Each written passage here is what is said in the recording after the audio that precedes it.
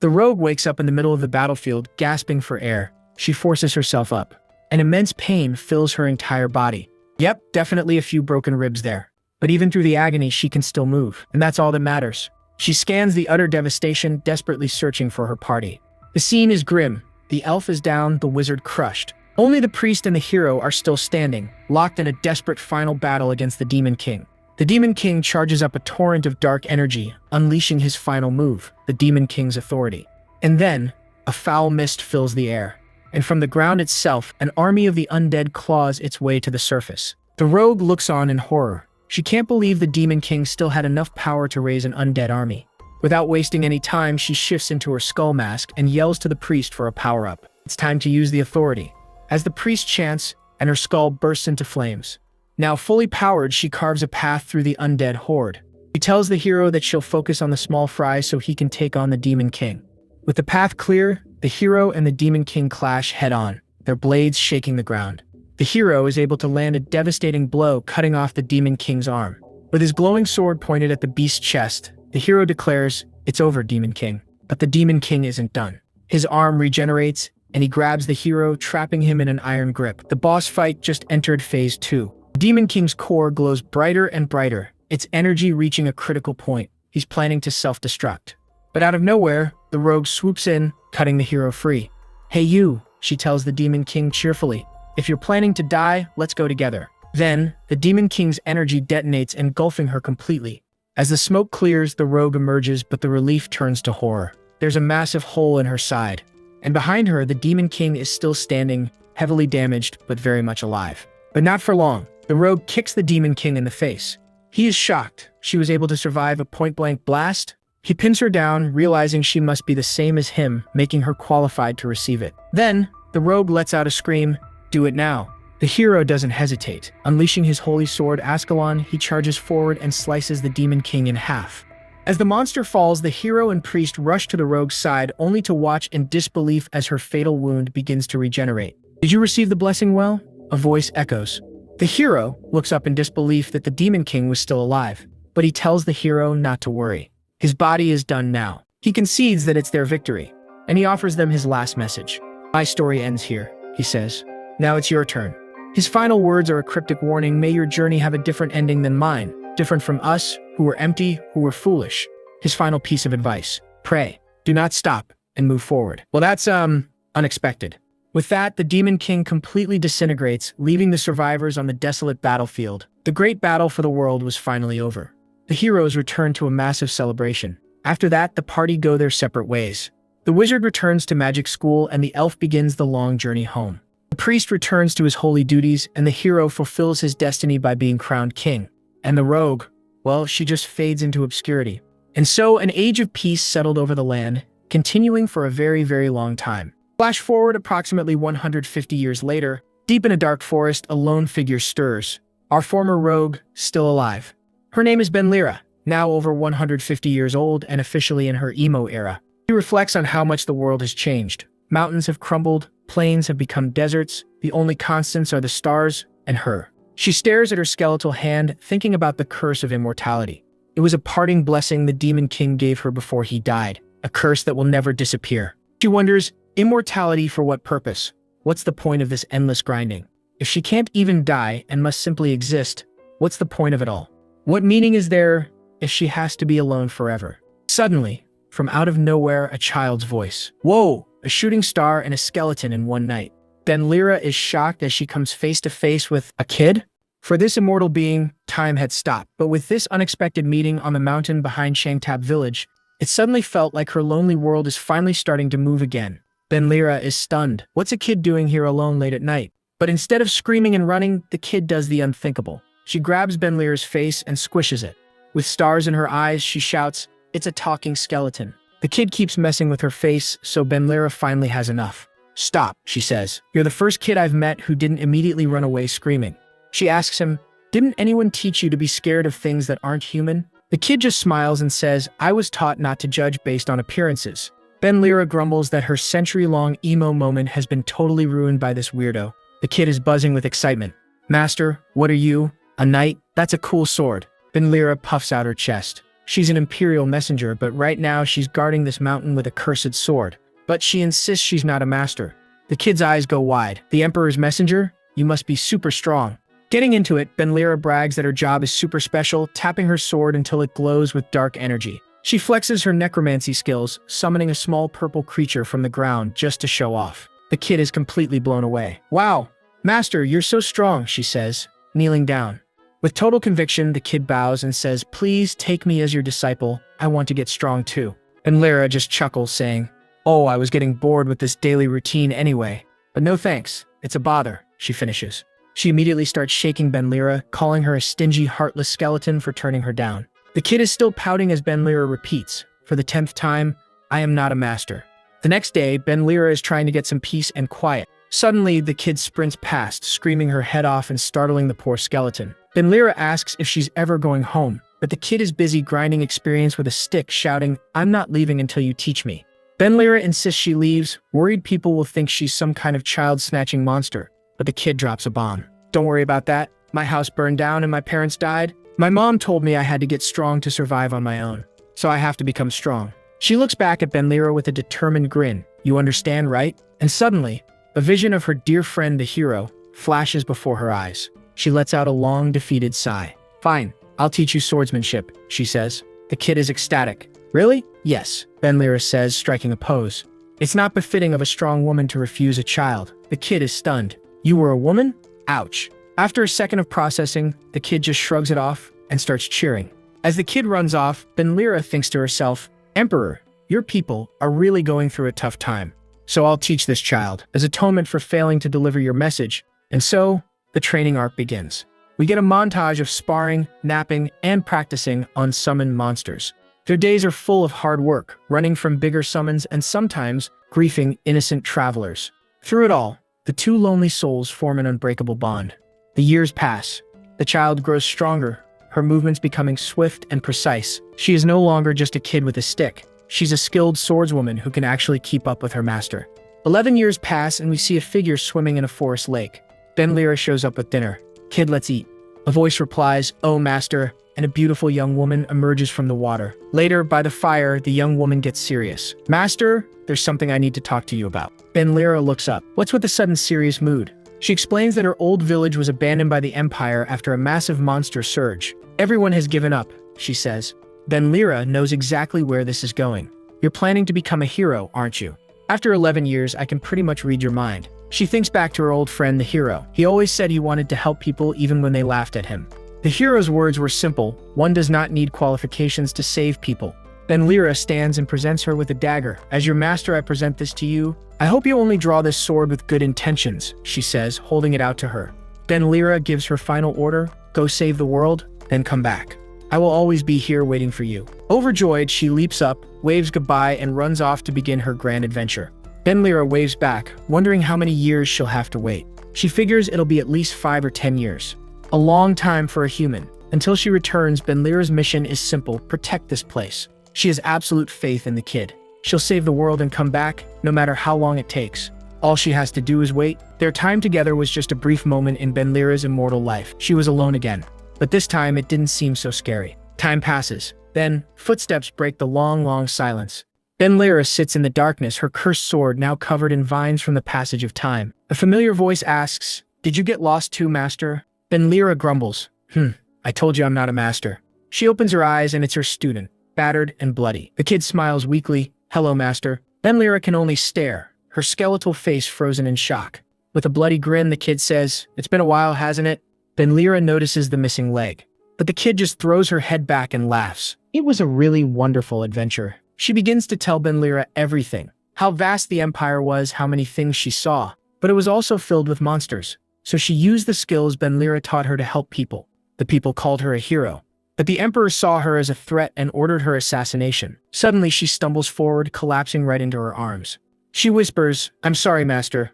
I'm a little dizzy.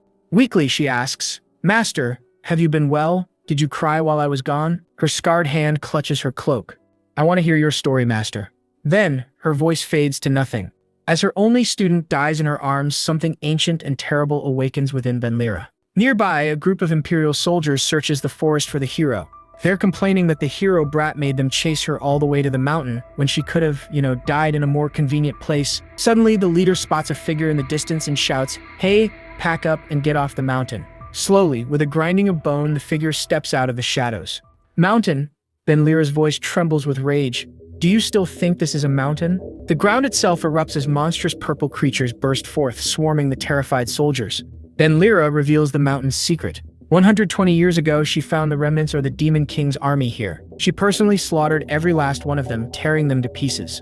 Their corpses piled up, becoming the very soil this forest grew from. She's been guarding this place ever since, basically gatekeeping a massive undead mob farm.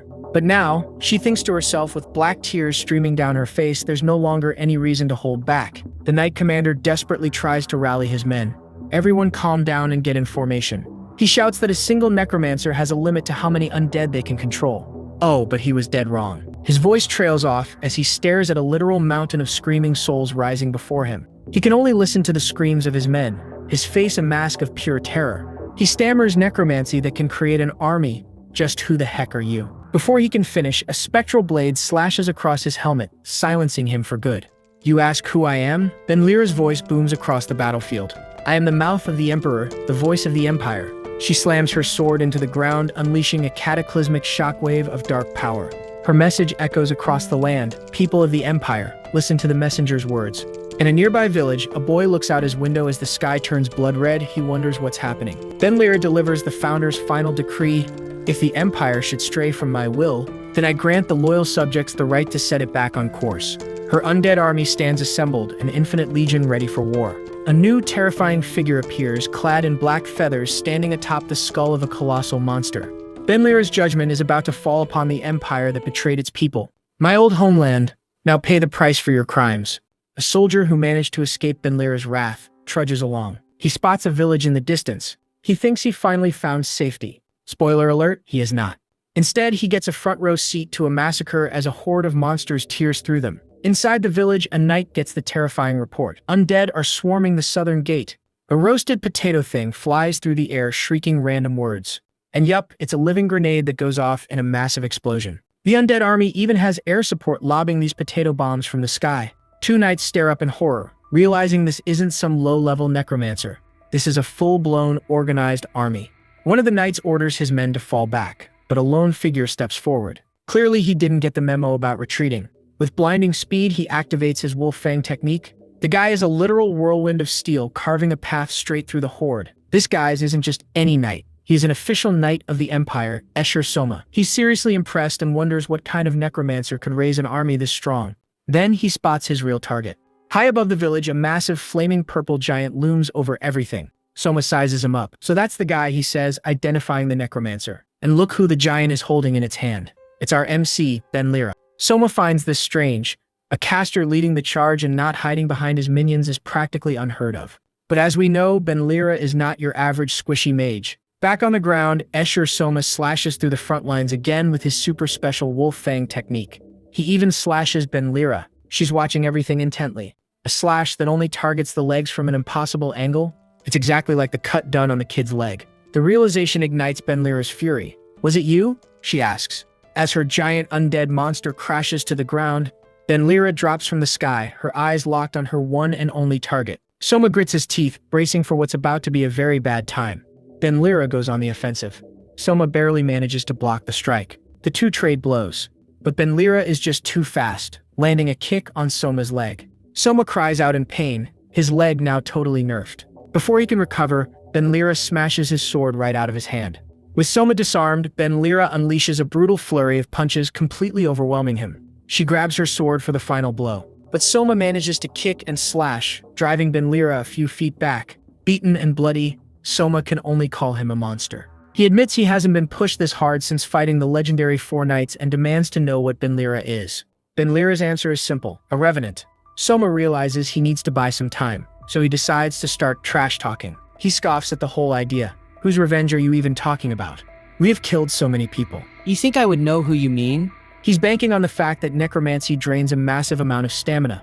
But before he can continue his taunt, a hand reaches out and grabs his face. Soma's eyes widen in sheer terror as a blade plunges into his sword arm. He screams in pain. Benlira's voice seethes with rage. You think killing people is something to brag about? You trample all over Imperial citizens, and for what? Worthless power? For that, you even killed my child. Soma grits his teeth, trying to endure the excruciating pain. His eyes widen with shock as Benlira gives him a kick in the gut that sends him crashing into the rubble. But even while bleeding out, Soma sneers at her. You monster, just keep whining. He tries to justify his actions, claiming it was all for the greater good of the Empire. Benlira finds this ridiculous. So by that logic, your death today is also a necessary thing, right? But he denies her even that satisfaction. Sorry, but not today. Suddenly, a massive pillar of blue light crashes down from the sky, catching Benlira by surprise. The single beam splinters into dozens, showering the entire area in crackling holy energy. Far away, a device powers up. 155 mana batteries connected. The anti-undead barrier is ready. Soma grins through the blood and pain. Mission complete. He screams the order to activate the anti-undead barrier, and a bright light erupts from a mountaintop. The light forms a massive holy cross before exploding outwards in a colossal wave of energy. The purifying wave washes over Benlira's army, hitting the undead soldiers head-on. One by one, the undead minions begin to crumble and disintegrate into nothing. The human soldiers cheer in victory. The undead are disappearing. Soma taunts Benlira, revealing the barrier was made by the hero's party magician 120 years ago. It's the strongest in history. As her own form starts to crackle and break apart, Benlira simply says, I know, because she was there, and it's, let's just say, a strange craftsmanship. Soma just looks completely confused by the comment. Benlira isn't worried. Armies do not matter. I can just raise another one. In fact, you have already created my next soldiers. The citizens your empire has exploited, they will all join me for vengeance. With glowing purple eyes, she delivers his final promise. Together with them, I will bring the empire to its end. But before Benlira can kick off her revenge tour, we gotta understand why she's so fired up. See, her and her old party hated war. They remembered the brutal grind, where every day was a fight for survival and stealing was just another Tuesday. For a hot minute, when the hero was crowned, it felt like they'd finally won the game. But all that hope just shattered into a million pieces. Now Benlira walks alone, realizing their entire struggle was basically for nothing. She's completely lost, questioning every quest they ever took on. With what heart did her past self go into the battlefield with? Who did her past self fight for? In an era without her old party beside her, she feels very, very lost. Fast forward 4 days after the hero's assassination. We're in a snowy village up north. A cloaked figure walks into a building, the little bell on the door announcing their arrival. The stranger asks for directions, claiming they got turned around in the mountains. Some local tough guy isn't having it, telling him this is an adventurer's guild, not a help desk. The cloaked figure, face hidden, says it was the only place open and they'll bounce once he gets help. Another dude gets up to start something, but the first guy waves him off. He's suspicious. He says for a simple traveler, this guy smells a lot like blood. Then he brings up a nasty rumor about a necromancer who wrecked a nearby village. In the rafters, a cloaked figure waits in silence. Suddenly, he shoots out a blade at the stranger. Could it be they were talking about you? He asks. The hood falls back, revealing a skull with a glowing purple eye. Benlira just sneers, telling the assassins they picked the wrong guy, or girl, to gank. She unleashes a shockwave. And when the smoke clears, the hidden assassin is already smashed on the floor. The adventurer realizes the sneak attack failed. He gives the order, kill him. Benlira sighs. I really just wanted directions. She cracks her knuckles, adding, this is on you now. One of the assassins leaps at her with a giant sword, screaming. Benlira just casually ducks under the huge attack. She counters with a ridiculously fast combo. And bam! Smashes him to the ground.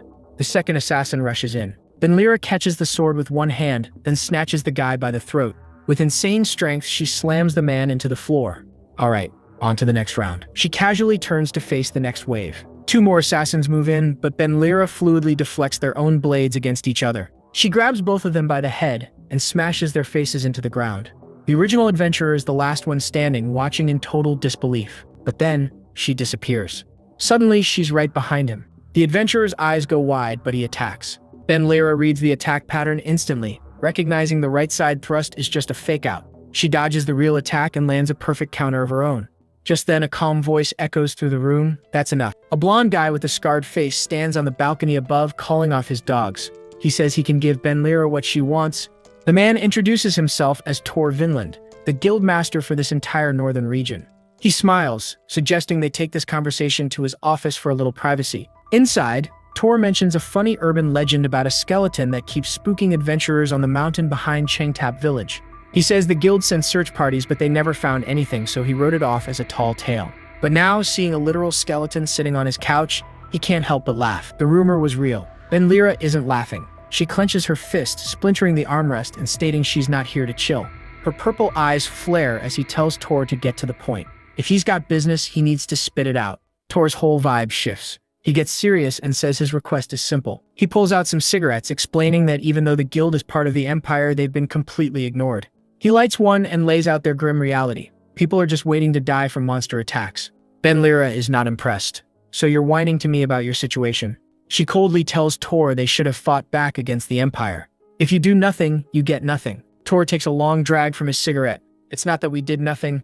He explains they had hope. They thought the hero was going to be their savior. But he admits they were just clinging to a false hope that went nowhere. Tor wonders where it all went wrong, but then he looks at Benlira and it clicks. What we lacked was hatred. He's done caring about tomorrow. He's willing to die as long as he can take his enemies with him, because that's war. With this new resolve, Tor formally makes his request to the skeleton in his office. He promises 2 adventurers right away and the full support of the guild's resources in the future. He doesn't care if Benlira is a demon or a devil. He looks him dead in the eye and begs, "Please, let all of us join your war." Benlira is silent. Then, she apologizes for trashing the guild, admitting it's her fault for letting the Empire's neglect go on so long. She mentions it's been 150 years since she accepted a request and tosses 2 red tags on the table. Tor stares in shock. It's a ruby rank adventurer's ID. The highest rank from the Great War, a rank that's so old it's now just a legend. He looks at the tiny skeleton on his couch and demands, "Who in the world are you?" "Don't worry about it," Benlira replies. "I'm just an ugly ghost from the past." She accepts the leader's request. And now for the first stop, the biggest and baddest mountain range on the continent. We're going to the Northern Mountains. And for those of you keeping score at home, that's a long way from where she started. 5 days into their trek, a scout confirms they've been moving at a breakneck pace through the snowy Northern Mountains. The goal is simple: stay off the radar of any Imperial troops wandering around. Benlira seems to approve of the speed. But looking down from the cliff, she spots an unexpected problem. What are those bastards? One of her guides guesses that those soldiers weren't after them, they're just lost. They're not even equipped with the right gear for a mountain winter. Benlira asks, "Hey guide, what's down that lower path?" "Muran-same," the guide replies. And the other guy is Sword Harrier. He tells Benlira to at least try and remember their names. Muran answers the question. That path leads to small houses, which those soldiers will definitely raid for loot. Sword Harrier bitterly adds that since the new emperor took over, the Imperial Knights have been on a rampage. Benlira's response is simple and absolutely bone-chilling. "I'll have to kill them then." Her new friends just stare in shock as she casually jumps off the cliff.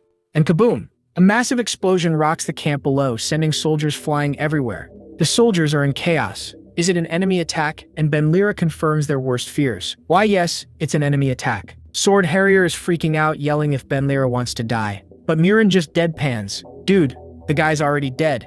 Down below, the soldiers finally spot him. They recognize the infamous necromancer from Changtan village just as she drops into their ranks. She immediately unleashes his slaughtering strike. It's a blur of purple energy that shreds through armor like paper. A female knight tries to rally her troops, shouting that it is just one person. But Benlira's cold gaze says otherwise. In a flash, she is on her. Her blade cuts clean through both the knight and her horse. She holds up the severed head and mocks her last command. "Just one? Are your eyes just for decoration?" Because right behind her, an entire army of screaming purple ghosts materializes from thin air. Up on the cliff, Harrier realizes something. The power Benlira showed at the guild, that was just the tutorial level. The spectral army shrieks and descends, tearing into the completely helpless soldiers. And now she is mounted on a demonic purple horse. Benlira watches the absolute chaos she's unleashed. The 2 guides stare in awe at the ghost of Changtan village. With the battle basically over, Muran tells Sword Harrier it is their turn to head down. Benlira waits patiently on her phantom steed, a spectral monarch surveying her bloody victory. The last of the soldiers are quickly swarmed and overwhelmed by the ghosts. One last knight musters his courage and charges. He manages to chop the steed's head off. In one smooth motion, Benlira leaps from her mount and kicks the soldier in the head. A glowing gold medallion dangles off the soldier's neck. That medallion triggers a memory. Back at the guild, the master Tor Vinland had given her a similar one as an apology. He explained it was a safe return charm, handmade by his own daughter for adventurers. Benlira accepts it gratefully. "Tell her I said thank you." But then Tor drops some heavy news. His daughter was killed by the Imperial Army 2 years ago. When Benlira offered condolences, Tor just waved them off. He said everyone there had lost a loved one just like him. They were all the same. He had warned Benlira not to ruin her life seeking revenge like they had. Everyone in this world has someone waiting for them. So don't go too far, skeleton. His advice echoes in Benlira's memory and she stops attacking. But then suddenly, there's a sickening sound. The soldier is skewered by one of her own. As his life fades away, the soldier could only mutter, "I'm sorry." A desperate, dying call to his daughter, Michelle. Shaken, Benlira turns to her creation and shatters it. As the phantom dissipates, Sword Harrier approaches. He tells Benlira to go rest while they handle the cleanup. They will get the fresh corpses ready for her army. Benlira just stands there silently. A dark liquid, like blood, drips from her clenched fist. A while later, a large fire is burning. Sword Harrier can only think one thing about their new boss. What a strange man. Benlira wants them to cremate all the bodies, not raise them as undead. Benlira stands alone, watching the massive funeral pyre. From a distance, Murin notes that Benlira just looks incredibly sad. And as she stares into the inferno, a dark, familiar voice invades her mind. The voice taunts her. "See? I told you it would be your turn, did I not?" It warns her that she'll be forced to make countless choices and fall into even greater despair. But before it can finish, Benlira cuts it off. "Shut up." She tells the vision of the Demon King, "If you're dead, just stay quiet in the afterlife." The creature just lets out a sinister, cackling laugh. It mocks her right back. Does she really consider her current state to be alive? It promises a despair even he can't imagine is waiting for her at the end. And just like that, the vision ends, leaving Benlira alone with its chilling words. Meanwhile, elsewhere in the Empire, a messenger rides towards a smoldering, war-torn fortress. On the walls, a red-haired woman named Frey is enjoying the ambiance. She thinks the screams of the dying are delicious. She flashes a terrifying shark-toothed grin. The smell of burning is so nice. A massive knight asks Lord Frey if she wants to join the men in a game of soccer using the princess's head. Frey casually declines. She's bored. The kingdom fell way too easily, and it was no fun at all. She wonders if there is anyone left who is fun enough to pick a fight with the Empire. Talk about perfect timing. The plot delivers. A messenger has arrived for War Knight Frey. He announces a new decree. A massive undead army has appeared in the north, their target the evil necromancer leading them. Hearing this news, a slow, wicked grin spreads across Frey's face. Her eyes gleam with pure delight. It looks like her wish came true. A real madman has finally appeared. She leaps from the wall and gives her command. Assemble the troops. Far up in the desolate northern mountains, Benlira silently leads her new crew through the endless snow. After 2 straight weeks of pure silence, one of her escorts finally cracks, complaining that Benlira hasn't said a single word. He gripes that it's like traveling with a corpse. Meanwhile, his buddy is just baffled at how the skeleton's head is even floating. Talk about breaking the laws of physics. So how did we get here? Let's rewind. Back at the guild, Tor Vinland lays out his theory. The undead is from Spear Tower Village and likely connected to the hero who recently died. He connects the dots. The timeline when the hero was hunted down by knights perfectly overlaps with the undead army incident. But the biggest clue? The undead's fighting stance is a 1-to-1 copy of the hero's. Case closed, folks. Hearing this, Murin Same has a realization. This skeleton probably isn't some big bad. He's just as desperate as they are. Tor's conclusion? Benlira might not be an ally, but she's their best shot at taking down the Empire. So he assigns 2 adventurers to guide her. Since Murin Same and Sword Harrier were both from the north, he picks these 2 to be Benlira's guide. Sword Harrier is not convinced, but Tor just hands him a scroll and says not to worry. He's got a good feeling about this one. Flash forward to the present. Sword Harrier nervously asks, Mr. Undead, sir, that direction is? Benlira turns slightly and finally speaks. Yes, Spear Tower Village. I'll stop by there for a bit. The name of the village triggers a memory. She remembers the young hero playfully putting a paper bag over his head. She pulled her through the bustling streets of her hometown, a place once overflowing with life. They're even greeted by a friendly innkeeper who welcomes them in for a drink. Inside, Benlira somehow nails a perfect bullseye at darts. The entire tavern goes wild, lifting her up like a champion. Yeah, this place used to be full of warmth and laughter. A very happy memory for Benlira. But now, it's dark, broken, and completely empty. Benlira just sits there, all alone. She clasps his hands on the table. Suddenly, a mug is slammed down right in front of her. She looks up. It's the innkeeper. She's older, scarred, but she's still here. Sorry, she says, the inn's been closed for ages. Not using that fancy bread bag anymore. Benlira recognizes her and is floored. She asks how she could possibly know about the bag. She just takes a drink. She says she heard plenty of stories.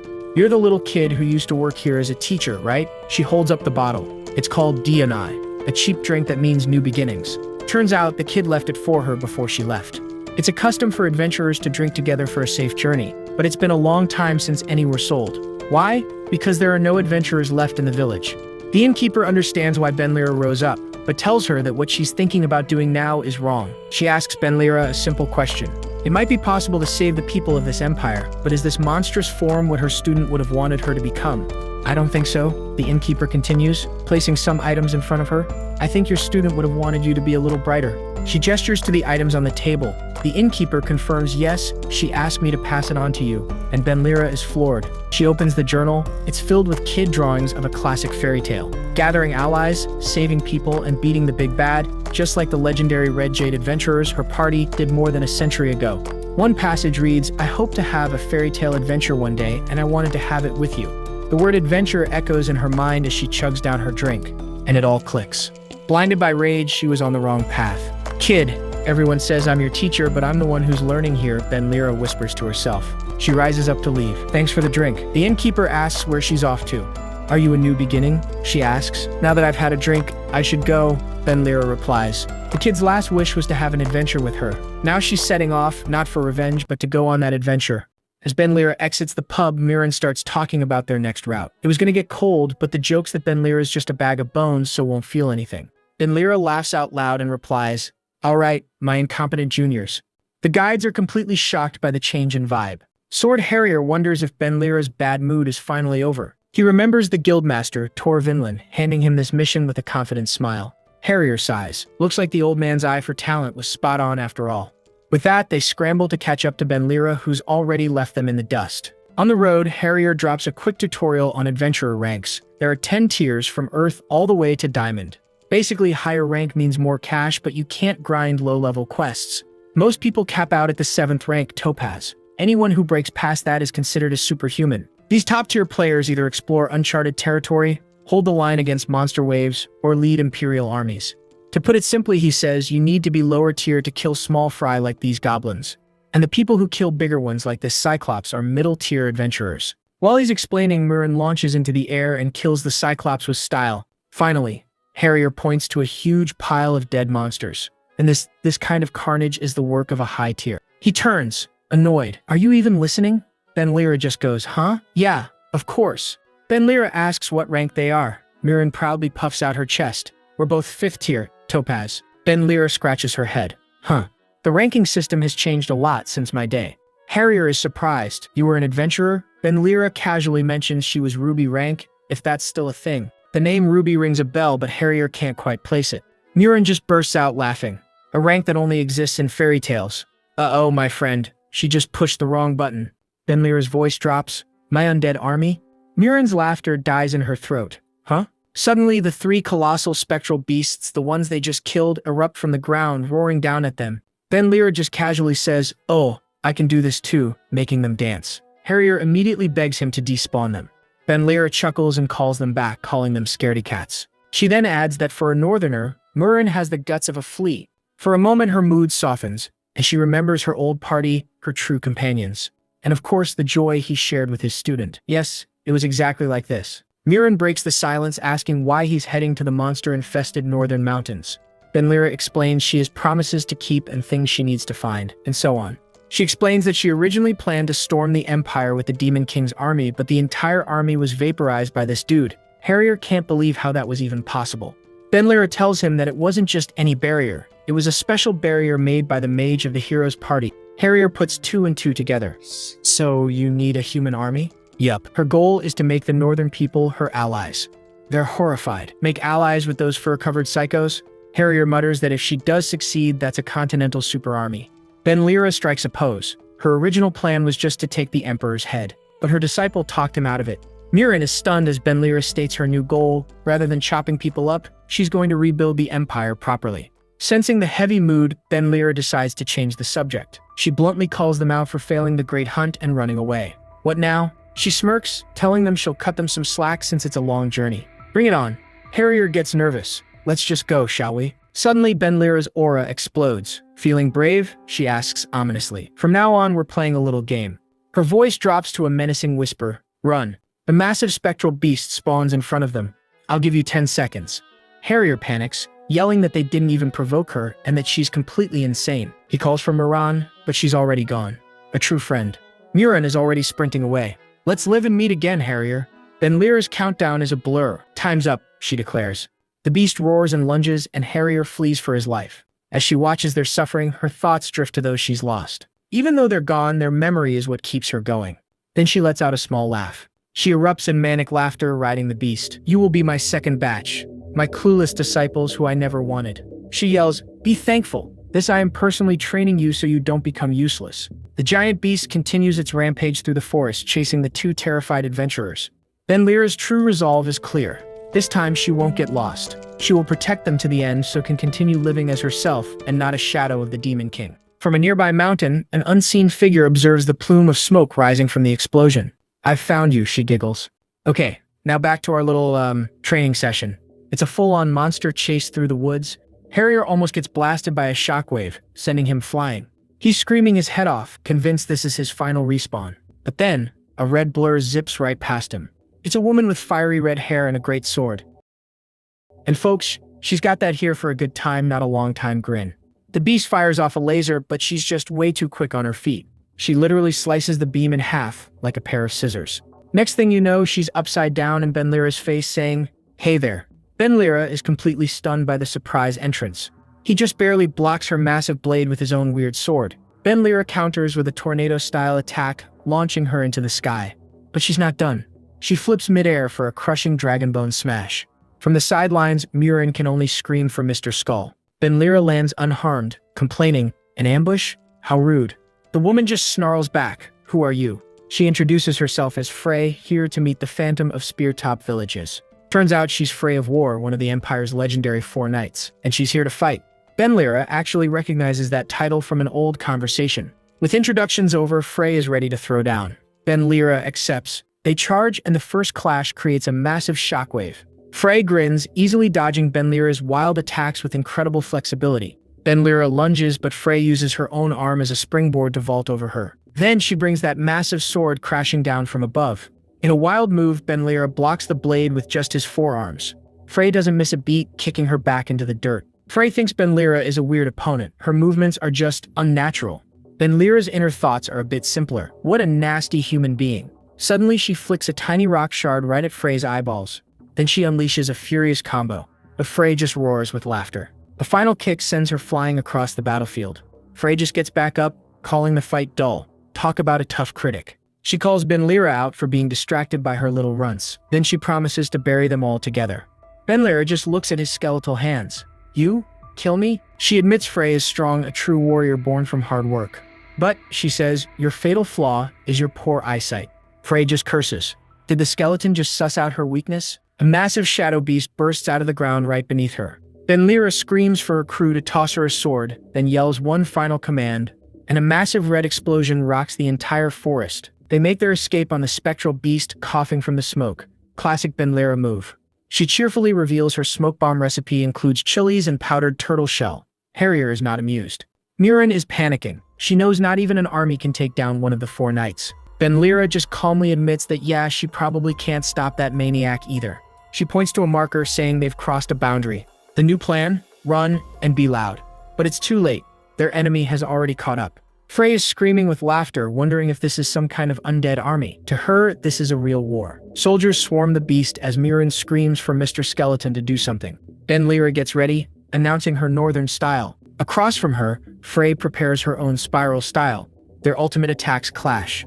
Giant expenditure twist versus Mad Dog slaughter tragedy. The resulting shockwave is immense, tearing through the landscape. The collision creates an explosion so big it shakes the nearby mountains. In the crater, Frey laughs. A monster, smoke bombs, weird swordsmanship, this is getting fun. Her battle lust is fully ignited. You've got more, don't you, Mr. Skeleton? Benlira just gets up complaining about all the dust. How dare you soil a lady's clothes like this? Frey scoffs back. A lady? You don't even have eyes to look in a mirror. And so begins the classic mid-fight trash talk session.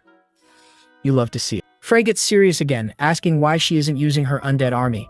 She's disappointed. Were Benlira's companions distracting her and holding her back from going all out? And then a dark thought crosses his mind. What if he just killed them? He wonders if that would let him finally go all out in this fight. But Benlira snaps her out of it, yelling at Frey for getting too close to an enemy. Frey just blushes with a crazed grin, taunting him for her arrogance. Her expression hardens. She leans in and whispers that she's going to crush her head. But before she can, a volley of arrows rains down from the sky. But a few arrows in the shoulder are just a minor inconvenience for Frey. Frey, was it? Benlira asks smugly. Now pay your respects to the mother mountain of the northern tribe. They had just entered hostile territory. A sinister grin spreads across Frey's face. She finally gets it. She was wondering why Benlira came all the way to the northern tribe's front yard. She mockingly asks if she dragged them all this way for such a cheap trick. Go ahead and butter them up. I'll wait as long as it takes, Frey promises. Frey's eyes light up with manic glee. This is turning out to be the most entertaining war. Bring it on, Mr. Undead. Benlira can only think one thing: this woman is completely insane. Suddenly, Sword Harrier and Muran rush to her side, relieved she's safe. Muran points to the archers. Looking a bit sheepish, Benlira admits she almost forgot about them. She turns and cheerfully thanks the northern tribe for their help. But her friendly greeting is cut short by an arrow straight through the hand, not the knee. Up in the trees, a hooded archer cackles, a talking skeleton. He muses he could drink liquor from its skull. Benlira deadpans. Right, they are that kind of people. Muran and Harrier can only agree. Without another word, the northern tribesmen leap from the trees and charge straight at them. Time to run. As they flee, a tribesman screams, "Intruder detected." Muran is in a full-blown panic. What is going on? I thought you had an agreement with them. He yells at Benlira, who casually replies that their agreement was from about 100 years ago. So yeah, maybe they forgot? Benlira suggests dropping Muran's name, but she explains that would only make things worse since they're fugitives. Especially Harrier, who apparently has some bad history here. Right on cue, a volley of arrows pins Harrier in place. Looks like she has to use her own name then. She stomps the ground, raises a hand, and roars, "Don't move. My name is Benlira Edwards. As a member of the northern tribe, I request an audience with your chieftain." The tribesmen are not impressed. A skeleton claiming to be one of them? Heard that one before. Benlira flashes a peace sign, thinking she's totally solved the problem. Newsflash, it does not. They are now locked behind bars. Harrier is fuming, sarcastically thanking Benlira for getting them thrown in a cell. She bonks him on the head. Muran asks if she really is from the tribe. Benlira, standing over a knocked-out Harrier, replies, "Used to be a long time ago." Harrier snaps awake, panicking. He recognizes this place as Red Sheep Village and says they're totally screwed. He starts freaking out, yelling that their mission was to guide Benlira to the entrance, not make contact. The cell door clangs open. A guard tells Benlira that the chieftain wants a word. The three are led in chains through the snowy village. Benlira notes that the place hasn't changed a bit. They arrive at an arena full of beaten warriors. A voice asks if he's the talking undead. On a stone throne sits the chieftain of the Red Sheep tribe, Red Silk. He scoffs at Benlira's claim. "You've got some nerve pretending to be a northern tribesman." His gaze then shifts to Muran and Harrier. He glares at them, saying they have some nerve waltzing back here. Benlira insists she's telling the truth and asks to be untied so they can talk things out. But Red Silk isn't having it. He's furious that Benlira brought along failures who can't even call themselves tribesmen.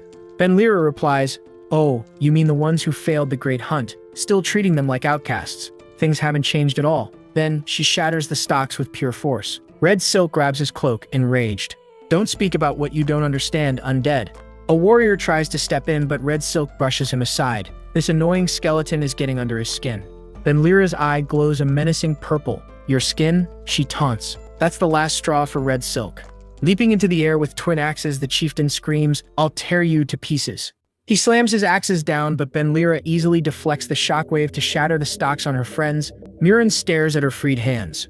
She broke the shackles on purpose. Benlira calmly tells them both to fall back. Red Silk unleashes a Beyblade spin of axe strikes, but Benlira just weaves between the blows like it's nothing. Muran is in awe. The chieftain is strong, but the skeleton's movements are on another level. With blinding speed, Benlira uses her open palms to parry and deflect every single powerful attack. The crowd can only scream as Benlira effortlessly deflects the entire onslaught. She flows around another massive swing which shatters the stone ground where she just stood. Panting and furious, Red Silk growls, "Is that all you've got?"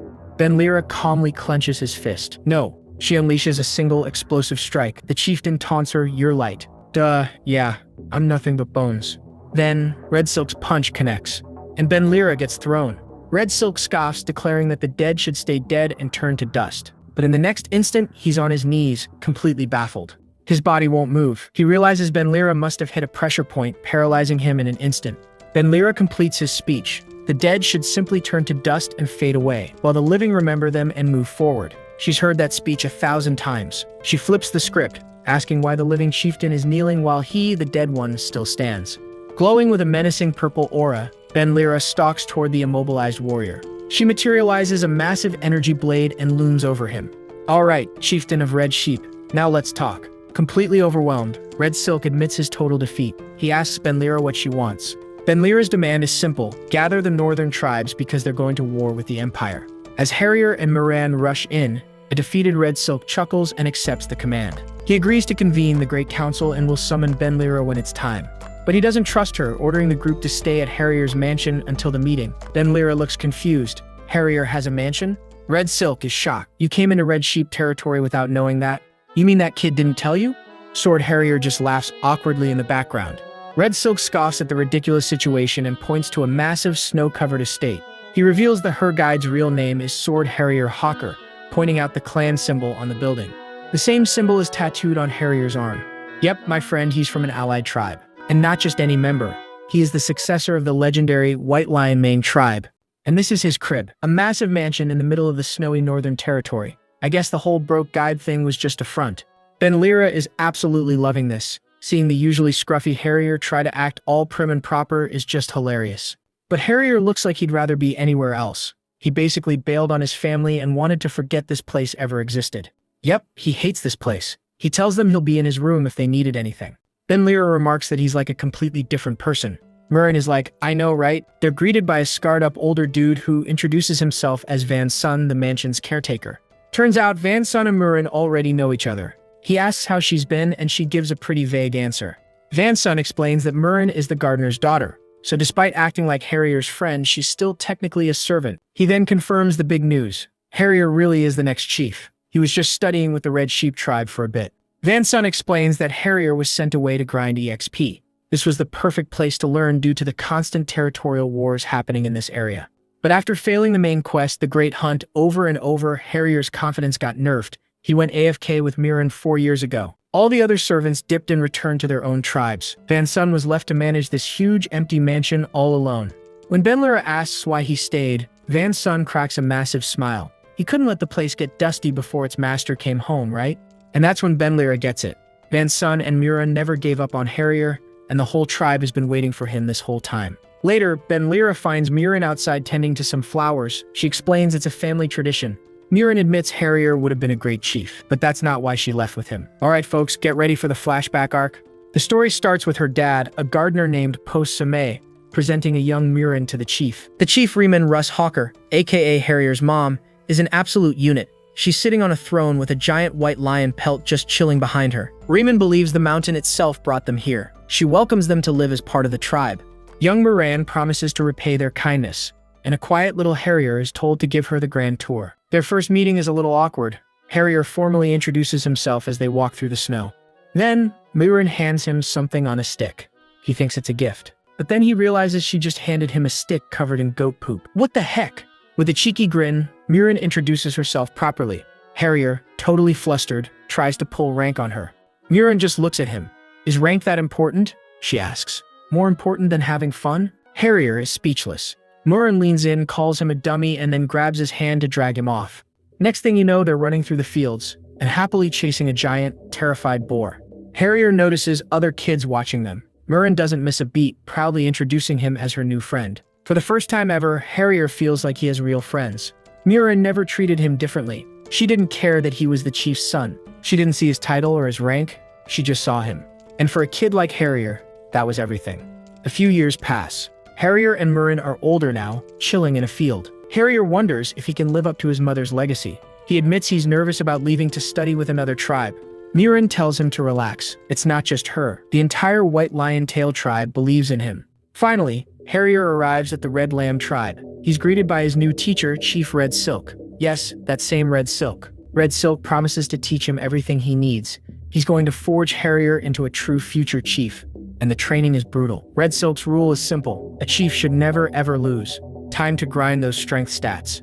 Next up is strategy. He has to learn how to read a battlefield and make split-second decisions with lives on the line.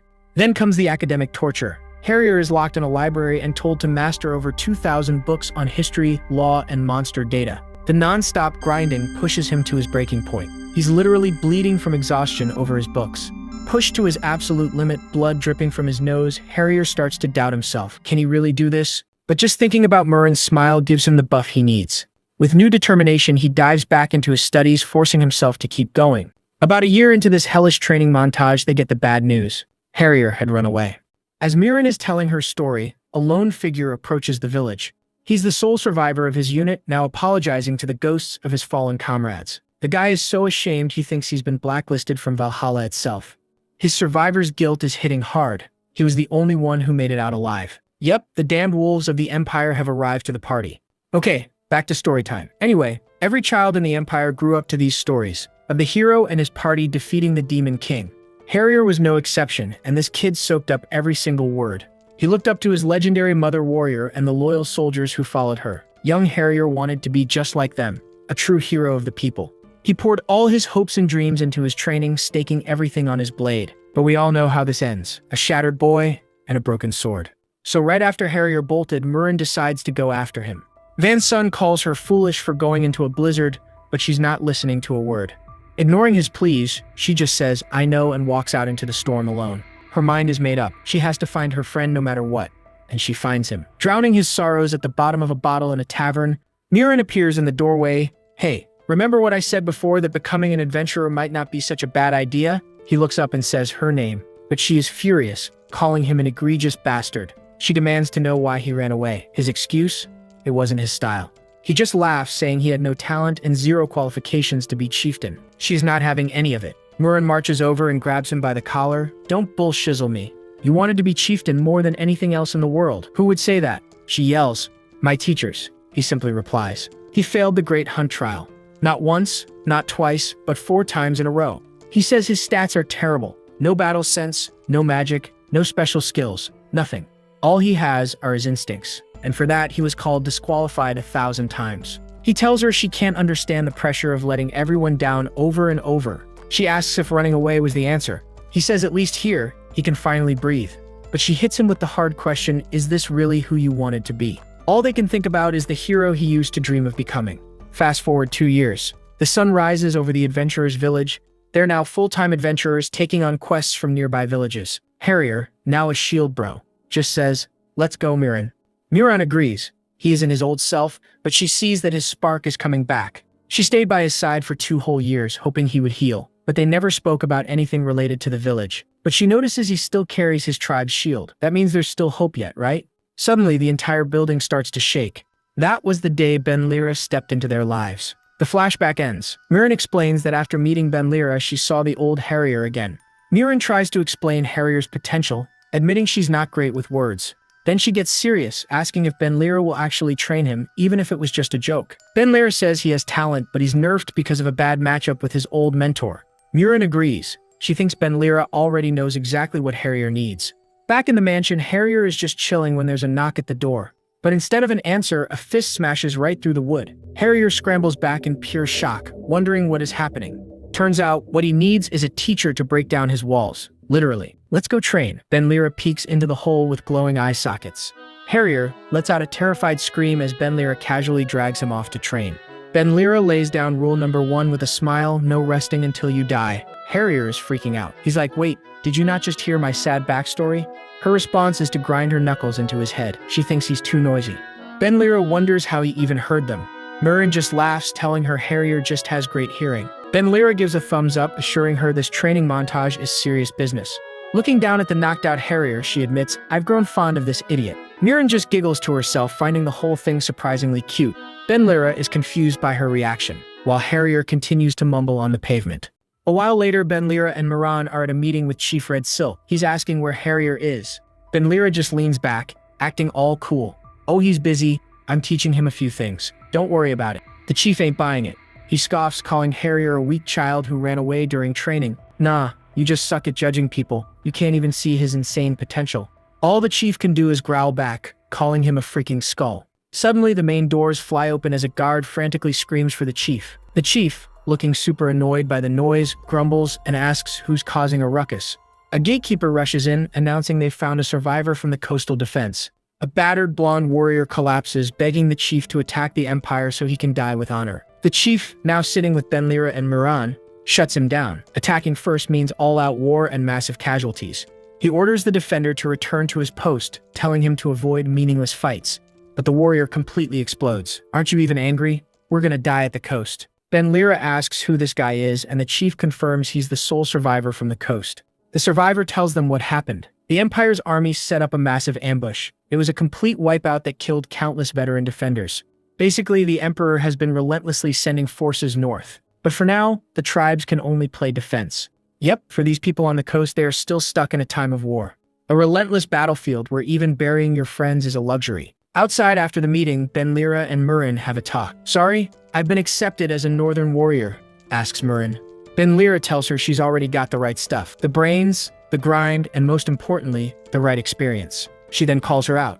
"You pretended to fail in the Great Hunt because of Harrier, right?" Murin gets a little flustered and asks about Harrier. Benlira explains that Harrier is nerfed by his own self-loathing and the pressure of being the chief's son.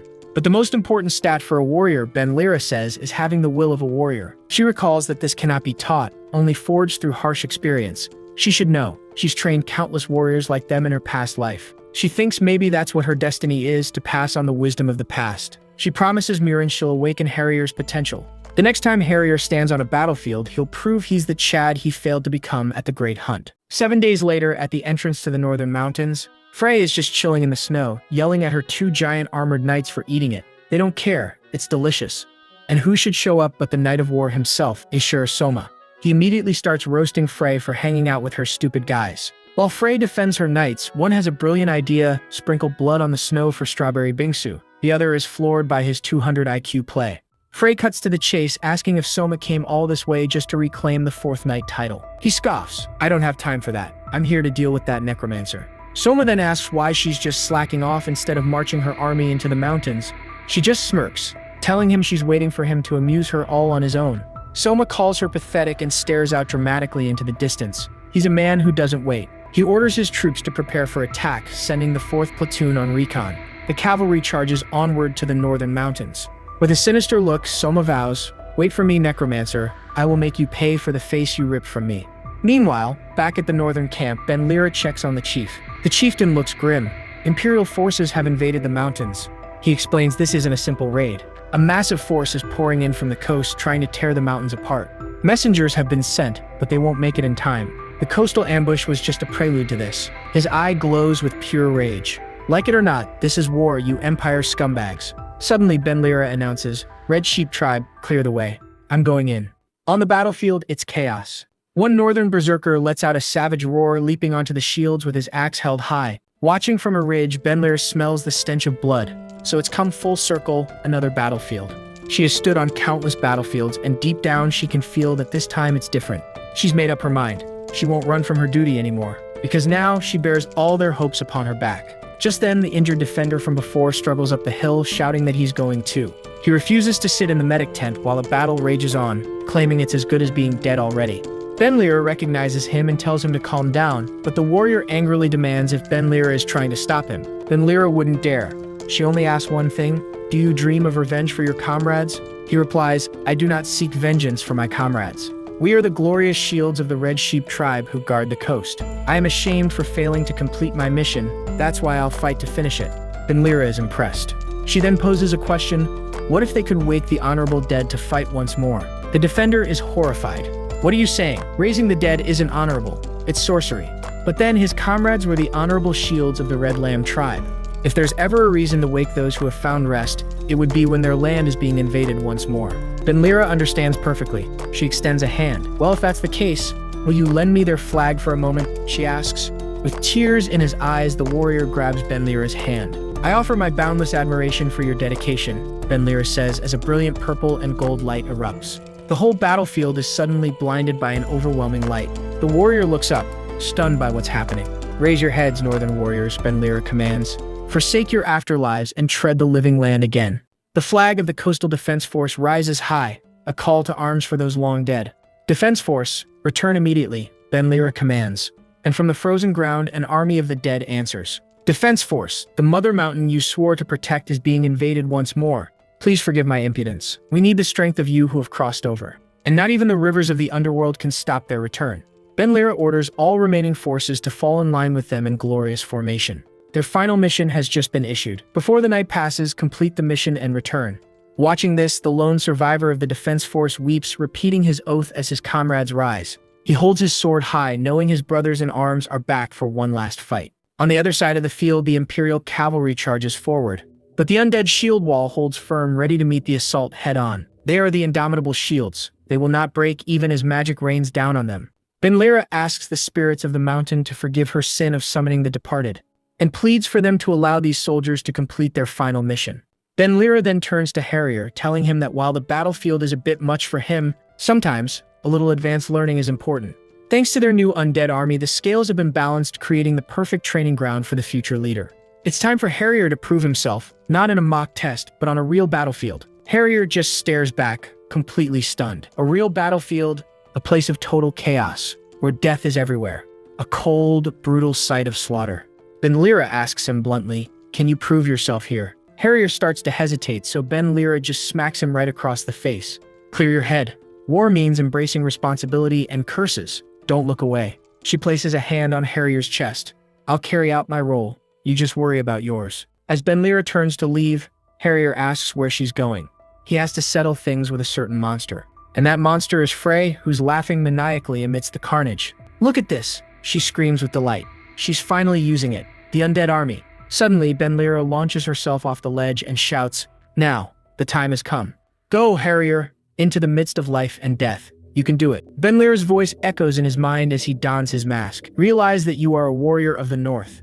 Below, the Imperial forces prepare to meet him. Shields up, mages ready to fire. A volley of magical energy streaks through the air, aimed directly at him. But Harrier effortlessly weaves through the attack, dodging every single blast. An Imperial soldier can only watch in shock. What kind of power is that? Harrier lands right on his face and slashes, leaving a spray of blood against the snow. Murin watches in disbelief. Without his shield, Harrier's movements are completely different. Benlira explains that Harrier's best stats are his flexibility and explosive power. Frey snaps at him to focus, but he continues his analysis. Harrier's old style was nerfing him. He idolized his mother, a fierce warrior, so he just copied her form instead of finding his own. Harrier's real talent lies in brawling against many foes at once, using feints and concealed weapons. He flawlessly executes the style, whipping a rope-tied blade right into an enemy's throat. He's an absolute whirlwind of death, cutting down foes with brutal efficiency. Benlira knows the truth. That kid is a rogue and warrior dual class just like her. On the battlefield, Harrier feels no fear. This is it. This is what it means to be a northern warrior.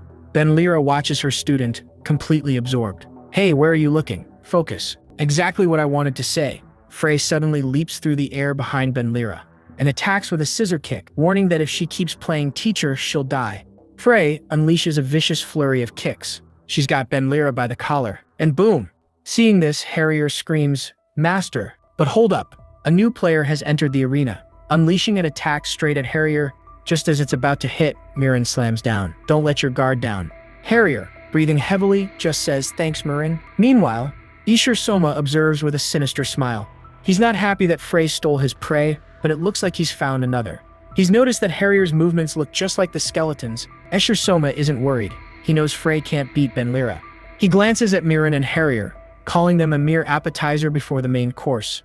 "Come at me, northern rookies," he yells, challenging them directly. He unleashes his own technique, Doan-style wolf howl, sending out a massive shockwave. Murin cracks a joke about Harrier's glow-up, but he tells her to get used to it. They fight as a team now. For Harrier, everything has changed. He feels a strange new clarity, a world without fear. With this newfound freedom, he moves effortlessly, weaving through a storm of energy slashes. Soma watches, annoyed. Harrier's agility is bringing back some bad memories for him. Losing his patience, Soma unleashes another attack, Doan-style wolf hunt, but Harrier sees an opening. The technique seems to leave Soma winded. This is his chance. He screams for Murin, who immediately understands and shouts back, "Okay." Harrier yells, "Go," and launches himself through the air like a weapon, straight at their enemy. But a sinister, toothy grin spreads across his face. Harrier's eyes go wide. Oops. Soma reveals his attack isn't over. He unleashes the next phase, wolf hunt howling, and at that moment Harrier feels his life about to end. His life flashes before him. He remembers his childhood playing happily with Murin. He always loved stories of northern warriors ever since he was a child. Was it because of his mom? But Murin interrupts his thoughts. He whispers. Then, she hangs limp, impaled through the chest. My friends, she took the blow for Harrier. But as Murin falls, the real war is raging elsewhere. On the snow-covered mountains, the ground trembles from a titanic clash. Frey lands gracefully, dodging a massive attack from Benlira. Benlira gives her zero breathing room, immediately charging back into the fight. Frey parries with her enormous blade, the impact sending sparks everywhere. Benlira flips clean over her head, dodging a wide swing meant to cut her in half. But Frey is relentless. Her attacks are a blur, forcing Benlira completely on the defensive. Frey plants her foot, digging into the earth to unleash a powerful new technique. Benlira looks on, confused. What is this new stance? Frey leaps high into the air and brings her sword down, screaming out her attack. The axis of the earth, Horizon Breaker. The blast wave engulfs everything in its path, sending Benlira flying. The force slams her hard against the side of the mountain. She looks back at the carnage. Frey approaches, each step crunching on the bodies of the fallen. You actually took that hit on purpose? She asks why she didn't just dodge it. Was she trying to protect the soldiers behind her? To Frey, the idea of protecting your allies is just strange and pathetic. Benlira just points at her. You're talking nonsense. And why are you stepping all over your comrades? Frey looks down, genuinely confused for a moment. Then, she just bursts out laughing, calling the corpses she's stepping on just lumps of meat. Benlira is speechless. Frey gets serious, saying she has a question for her. She's noticed Benlira has been deliberately alternating hands, even pulling back her sword to throw a punch. Why use your fists one at a time, she asks. She can't quite put a finger on it, but something keeps breaking the flow of her opponent's combat. She wonders if Benlira is confused, or if her old party role is holding her back somehow. With a knowing smirk, she puts all the pieces together. You're a rogue, right? Benlira seems surprised. She admits Frey is pretty smart for someone who looks like a brute. But Frey isn't done. She points out that he keeps glancing back at his allies in the distance. You may look like small fry, but you're actually a knight commander, aren't you? Suddenly, Frey leaps and closes the gap between them in the blink of an eye. Still want to keep looking away from me? She asks. In an instant, she releases a devastating blow that cleaves everyone around her. Frey taunts Benlira, asking how she'll manage to slip away this time. But Benlira doesn't run. She ducks under her wild swing, and with a lightning-fast slash, slices clean through Frey's leg. Though wounded, Frey barely even flinches, her eyes still locked on her target. She unleashes a powerful counter-slash of her own, catching Benlira completely off guard.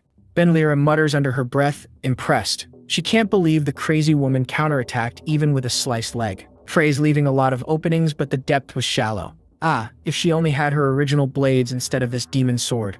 Frey pushes her hair back. She still can't get a read on Benlira's movements. Strange, full of holes and weird pauses. She taunts her, asking if her sword is too heavy. Why is she struggling so much against her? But Benlira isn't even listening. Her gaze is fixed elsewhere, on Harrier, holding the body of Murin. Frey notices her attention has wandered. Again, enraged that Benlira is not focusing on her, she clenches her fist and lands a blow. Again, Benlira is sent flying. As Benlira tumbles through the wreckage, Frey calls her heartless. She yells at her for ignoring the hundreds dying around them, only caring about her own lackeys. A dark, internal voice whispers to Benlira, "This is the most relatable thing that Witch has said. Truly you are heartless." It hisses, mocking her for failing to save the fallen soldiers.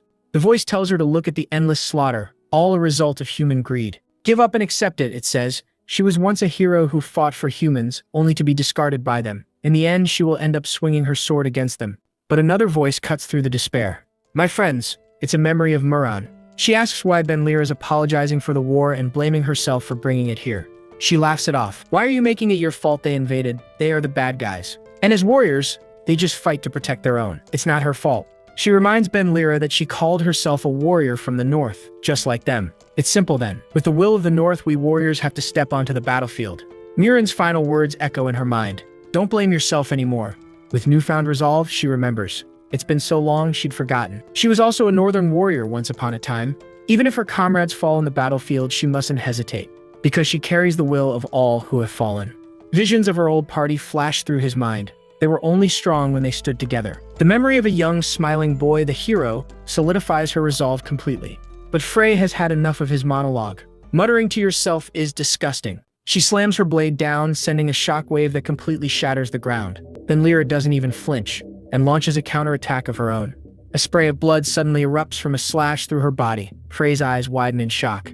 She's not holding one sword anymore. Benlira's weapon has split into two glowing daggers. You ask why the flow keeps breaking? Benlira thunders. Spinning like a whirlwind of death, she declares, this is the answer. She unleashes the mountain boar crushing slash, a brutal attack that sends Frey flying. Now it finally clicks for Frey. Her face twists into a feral grin. Benlira was originally a dual sword wielder. Benlira answers with a massive cross-shaped blast of pure purple energy. The attack is a blinding flurry of slashes, tearing right through the mountainside. Frey can't believe it. This idiot thinks she can win just because she has another sword. A shadowy form looms over her, calling her a pitiful human. He mocks her, a knight of war who has never actually known the true pain of death. You are arrogant, yet pitiable, he tells her. Furious, Frey is blasted backward, screaming, "Don't you dare look down on me." Benlira lunges forward to press her advantage, but suddenly senses an immense, dark power. Frey unleashes her ultimate technique, the spiral-style heavenly axis, heaven and earth splitter. To counter, Benlira must recall her past glory, the moment she defeated the Demon King. She has to perfectly recreate the single, sharp strike that once felled a god. She unleashes her own ultimate move, the northern-style hunting technique. Far below, the raging battle grinds to a halt. Every soldier, friend, and foe stares up at the mountains. The two attacks collide, and the entire mountaintop is sheared clean off. The final attack's name echoes across the battlefield, Evil Annihilation Quake. The Ascalon Dragon Slayer slash, the mountaintop is gone. In the deafening silence, Harrier tells Muran it's going to be fine. But his eyes betray him, revealing nothing but pure desperation. He desperately tries to hold her mangled body together, but it's no use. She coughs up a spray of blood. Her life is fading with every single drop. He panics, screaming at her not to talk, but the bleeding just won't stop. His mind is racing, begging her wounds to close, for everything to just go back inside. Kneeling in a pool of her blood, he can only plead for her not to die. And of course, the villain shows up to kick him while he's down. Soma looms over them, mocking his pain. He calls Harrier a pathetic, whining little brat. And just like that, Harrier's grief twists into pure murderous rage. "I'll kill you," he says. Clutching Mirren, he makes a vow. "I will absolutely kill you myself." Soma takes the bait, his face twisting in fury as he strikes Harrier's head. Harrier takes the blow head-on, his focus completely unbroken. Soma lectures him about justice, calling him a brainless barbarian. But just as he's about to land the finishing blow, a new player enters the game. A massive impact kicks up a cloud of snow. The attack was blocked. "If we're barbarians," a familiar voice says, "then you must be some kind of monkey."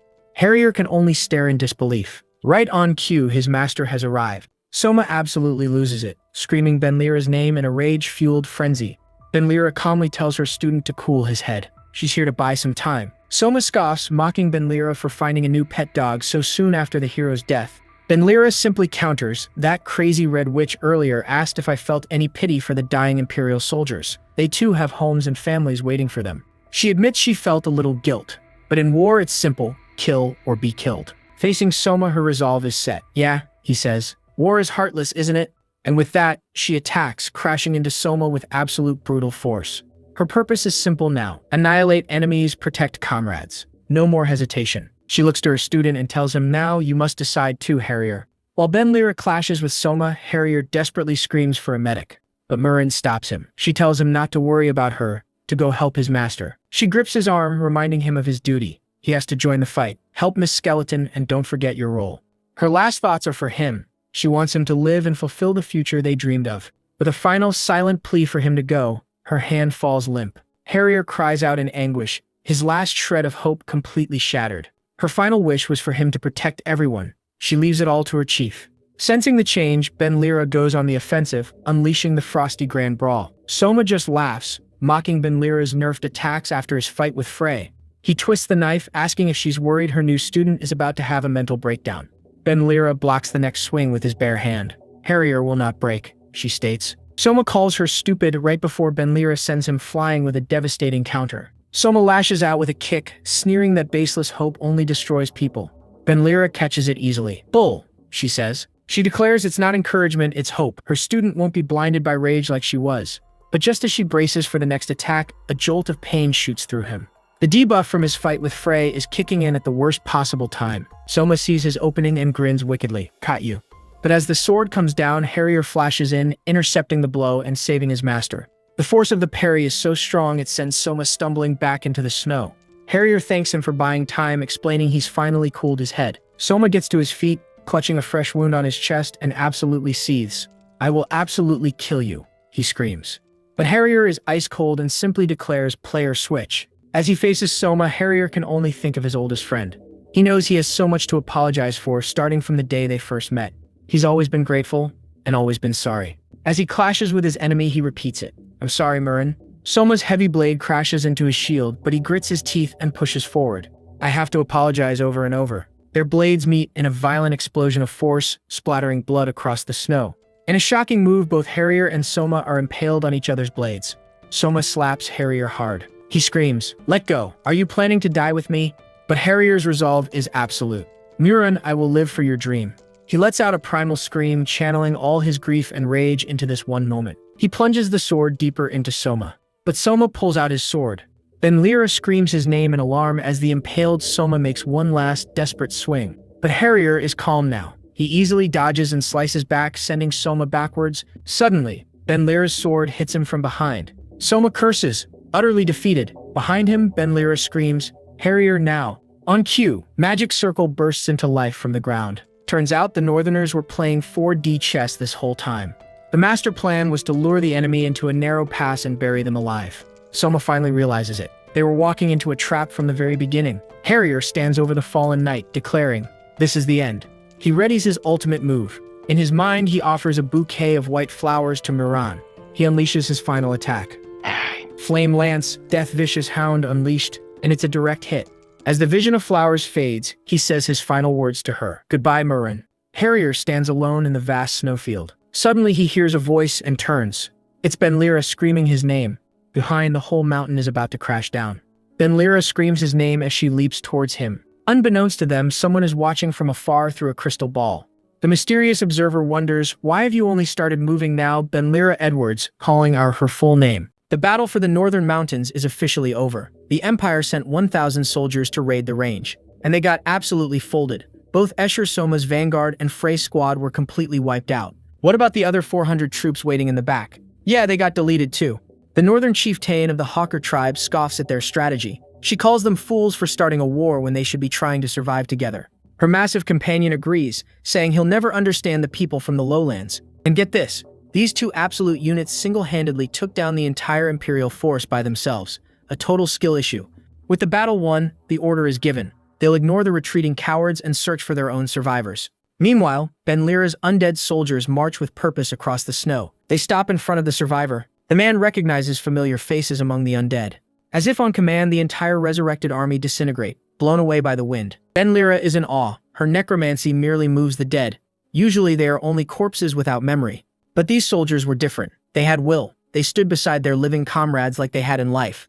Deeply moved, the survivor declares that he must offer them thanks and a proper burial. But the chieftain Red Silk cuts him off. "If you plan on a funeral, stop. These men fell on this battlefield." He explains that to rest where you fall is a warrior's highest honor. Silk explains that the families will make graves out of their belongings. It is their people's way of giving back to the land. "Right," Ben-Lyra murmurs, "because that's the kind of people we are." Red Silk then approaches Harrier, who is kneeling in the snow, and places a hand on his shoulder. He praises Harrier and Muran for standing on the front lines, calling them true warriors of the North. "I sincerely apologize," Red Silk admits, "for failing to realize your abilities." He asks what Harrier has left after losing so much. Harrier just clenches his fist, feeling a new kind of weight. Red Silk tells him to return to the village. A festival awaits to honor their fallen heroes. At night, the village explodes with fireworks and a massive celebration. Warriors drink and toast, sharing epic stories of their fallen comrades' bravery. But Harrier, bruised and battered, sits quietly. He admits to himself he kinda missed these festival-like funerals. He thinks back to the funerals down south, where everyone just cried and grieved. Ben-Lyra asks if he knows why northern funerals are so grand. It's because they live so close to death. She tells Harrier that weeping is just too sad of an ending, and that Muran would prefer his smile over his tears. Harrier looks up, his resolve hardening. He says Muran's dream has been entrusted to him now. He can't fall apart, that would be disrespectful. With a slight smirk, he adds, "She'd probably smack me right on the head." Ben-Lyra agrees. It wouldn't just be Muran who'd be angry, but also her old friends, her family. They'd all be mad if she let herself get blinded by rage. She then apologizes to Harrier that she couldn't be there during Muran's final moments. She was afraid she would lose herself. It's important that they keep living as themselves. They have to remember the fallen and move forward. And there it is, folks. Instead of the easy path of vengeance, Ben-Lyra is choosing the thorny path of a hero. She tells Harrier to smile for Muran. Harrier smiles and agrees. Ben-Lyra tells him to go eat. She has something to handle before stepping away. As his master leaves, Harrier finally understands. He can see his master's true state. He realizes Ben-Lyra is unstable. She is constantly on the verge of reverting to the killer she once was, weighed down by everyone's wishes. Looking at his master's back, Harrier wonders to himself, what should he do? 2 days later, Ben-Lyra and Harrier stand before a council of the tribal chieftains. Red Silk explains that a few tribes are still on their way, but one of the leaders greets them. "Greetings, undead from below. I am Dako Rexar of the Dawn Sky Tiger tribe." Harrier is completely stunned. He's only ever read about this legendary tribe in books, Rexar says their shaman saw Ben-Lyra's future, and they came all this way just to deliver one item. The shaman places a small purple wooden tablet in Ben-Lyra's hand. Take it, you will certainly need it someday. Ben-Lyra accepts it, and the shaman shakes her hand, addressing her with a single cryptic word, ancestor. The shaman asks her about the path she has chosen, wondering what past could lead to such a future. Watching this, Red Silk is completely lost. Ancestor, what are you even talking about? The shaman just gives a knowing smile. She's surprised Red Silk is clueless. She tells Ben-Lyra it is fine and promises to keep her secret safe. She addresses Ben-Lyra by her full name and pledges the strength of their tribe to the cause. Red Silk chimes in, confirming that with 3 major tribes on board, he'll get the rest of the chieftains to join. With the alliance settled, Red Silk announces there is one final matter to discuss. The clanking of chains echoes as a guard leads out their prisoner. It's Frey, the Knight of War, completely shackled. She spots Ben-Lyra immediately and calls out, "Hey, Mr. Skeleton. Still thinks she's a guy, huh?" A wild, ecstatic grin spreads across her face as she makes a completely insane request. "Let me join you in your war." Ben-Lyra just stares, trying to figure out her angle. This is definitely not some random prank. Frey smirks and cuts right to it. "I'm defecting. That is why I let you guys catch me." Harrier is having none of it. He immediately shouts, "Don't you dare trust this maniac." He reminds everyone she is one of the Empire's 4 knights, a key player in this whole mess. Harrier lays out her twisted strategy. She builds up kingdoms just to crush them for fun. The woman is literally addicted to war. Ben-Lyra's reaction? So, a complete lunatic. And Frey just bursts out laughing like a psycho. She is not even sorry, says the colonies were weak anyway, so starting a war was a piece of cake. Ben-Lyra ignores the crazy and gets to the point. Just one question. Why us? Her answer is chillingly simple. You said it yourself, skeleton. War. Then she starts dissing their army. A skeleton, some zombies, and a bunch of furballs. Not exactly a super team. She asks if they seriously think that can take on the entire empire and its massive legions. A chieftain hits her with the obvious follow-up. So why would you join the losing side? With a terrifying grin, Frey spills her real reason. Because your side looks way more fun. She explains that stomping weaklings is boring. The real thrill is an even fight, or better yet, being the underdog. For her, it is a storm of chaos on the battlefield, a pure adrenaline rush. She calls it a symphony of destruction. Yeah, this lady is completely unhinged. Harrier is losing his mind. Did you hear that? You cannot possibly accept this monster. But Ben-Lyra calmly cuts in. Frey, get ready. You're going to be used as a mercenary. Frey is ecstatic, but one of the chieftains slams the table, yelling, "Have you lost your mind?" He points out she is their #1 war criminal. Ben-Lyra cannot just make this call alone. Ben-Lyra is completely unfazed. I know her type. War addicts. They only care about the fight itself. She turns to Harrier, telling him to chill out. She gets the anger, but it is time to think smart. Nobody is asking you to forgive her, but do not let your rage cloud your judgment. She explains that winning a war means being cold, ruthless, and iron-willed. Then she hits Harrier with a reality check. Did you think this was some heroic fairy tale? Are you upset we are hiring butchers to win? And then she asks a simple, piercing question. Does it bother you? Dako Rexar backs her up. Emotions are a liability on the battlefield. You have to be cold to win. Ben-Lyra lays out her own philosophy. To protect her people and crush the Empire, she would make a deal with a demon if it meant victory. No hesitation. Her words land like a hammer. She tells Harrier to remember this lesson if he ever leads his people. This is what it means to be a commander, a general. The lesson hits home. Harrier clenches his fist and admits he was being foolish. Frey is actually impressed. Looks like you have seen a war or two. Skeleton. Ben-Lyra's reply is ice cold. A war or two? I spent my entire life in them. The council is still not sold. Frey is a wild card who could betray them at any second. So one of them asks Ben-Lyra the big question. You have a way to control her, right? Ben-Lyra smirks. Ah, right. I remember hearing about a way to handle unruly beasts. And for the first time, Frey actually looks nervous. Oh, she is cooking something good. The buff chieftain gives in. Fine, we will try it your way. He calls for a short break. As everyone files out, Frey gets sent back to her cell. Meanwhile, somewhere else, a door creaks open. A woman with white hair and serious battle scars steps out. Turns out it is Harrier's mom. She is talking to Van Son, and she is not in the mood for small talk. She has heard Harrier finally drop the shield and started training with other weapons. She takes a puff from her pipe and smiles. Looks like he takes after his father more than me. Then she gives Van Son a sword. Give this to Harrier. It belonged to his father, a legendary swordsman. She realizes that Harrier only picked up the shield to be like her. She admits a heavy regret. I should have spent more time with my child. As she watches him leave, she whispers, Go and see more of the world, son. The tribe will always stand behind you. A bit later, Harrier visits Moran's grave. He thinks about how Ben-Lyra is already planning the next step, always focused on her big dream of bringing peace to the continent. And compared to that, Harrier feels like he is totally lacking. He is kicking himself for losing his cool back at the meeting. He remembers the goal Moran passed down to him to become the next chieftain. He realizes anything less would be an insult to Moran's memory. So he sets a new goal, not just chieftain. He is going to become the high chieftain of all the northern tribes. He plants a banner at her grave, making a promise. Wait for me, Moran. I will make you proud. Bro just unlocked his next evolution. The determination is real. Right on cue, Van Son shows up with the sword from his mom. He explains it is a gift from the chieftain, his father's legendary blade. Harrier draws the sword, taking in the weight of his family's legacy. Van Son is beaming with pride. With this resolve, you would easily pass the Great Hunt. He knows Harrier is destined to become a legendary warrior of the North, but he also knows that is a future goal. For now, he has got a journey with Ben Lyra. He tells Harrier to go. Traveling with a master strategist like Ben Lyra is a priceless opportunity. The Great Hunt can wait. Van Son sends him off with a smile and a peace sign. Harrier thanks him, gripping his new sword. He is ready for whatever comes next. As he gets ready to go, he asks Van Son to hold down the fort. Van Son agrees but asks where Ben Lyra is. Turns out the big strategy meeting is still going on. Back in the war room, Red Silk points out a huge problem. They have no ships.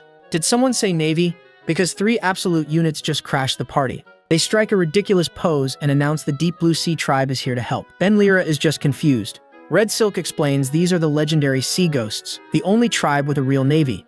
Their one weakness, they are not the sharpest tools in the shed. Their leader grabs Ben Lyra, hyped for a simple plan. He is roaring with excitement, ready to sail the open seas and take them anywhere they need to go. There is just one tiny problem. Ben Lyra, currently being crushed, tells him they are going by land. The big guy's brain short-circuits, not the sea, and the entire tribe collapses in despair. Red Silk wants to know why she is taking the hard route. Ben Lyra says she has a quick stop to make. Dako Rexar immediately figures out where. Turns out they are heading to the very town where Harrier's new sword was forged. It used to be just a nameless street, but now it is known as the Street of Artisans. Our heroes are leaving the icy north for a world of fire and steel. But before they venture into that world of fire and steel, Chieftain Red Silk sees them off with his final orders. He gives Ben Lyra a firm handshake, wishing her peace.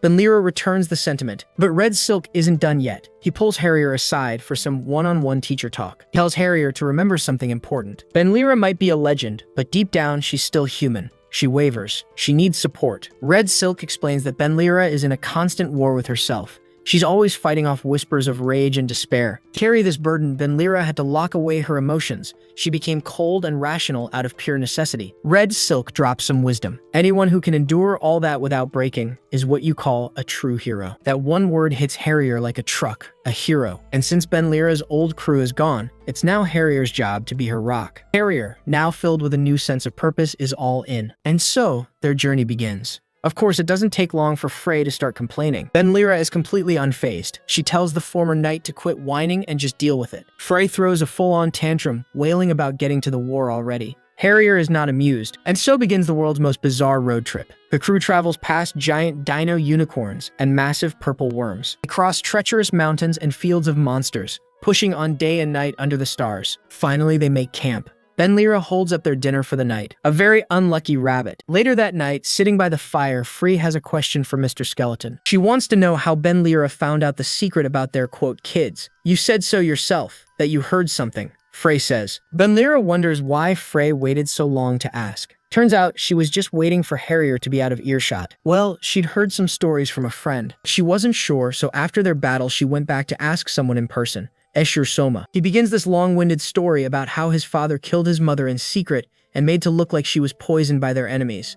Thanks to his mother's sacrifice, they became one of the most powerful among the noble families. It's the same with your disciple, Soma explains. Her death was necessary, just like his mother's, but the difference between them was he humbly accepted it, while Ben Lyra could not. Throughout this, Ben Lyra just sits and listens patiently, letting the defeated knight have his final say. Soma admits he once thought Ben Lyra was a fool, but now he finally gets it. He claims Ben Lyra didn't want revenge. She just needed an excuse to keep living in a world she should have already left. Ben Lyra has heard enough. Shut up. A teacher who needed her disciple's death to start a war? How absurd. Ben Lyra's tone turns ice cold. She warns him that her silence is not forgiveness. He will pay the price for harming 2 of her disciples, even in death. Soma just spits blood and laughs, finally realizing Muran must have died too. He mocks the northern warriors for their loyalty, laughing at how Muran threw her life away for Harrier. He even has the nerve to ask for thanks, claiming that killing Muran is what made Harrier stronger. Soma keeps talking. Listen, Skeleton. Everyone gets hurt, but after a few days they move on and return to their ordinary lives. Can this dude get even more evil? I did so. You did not. This is the clear difference between you and me. Yes.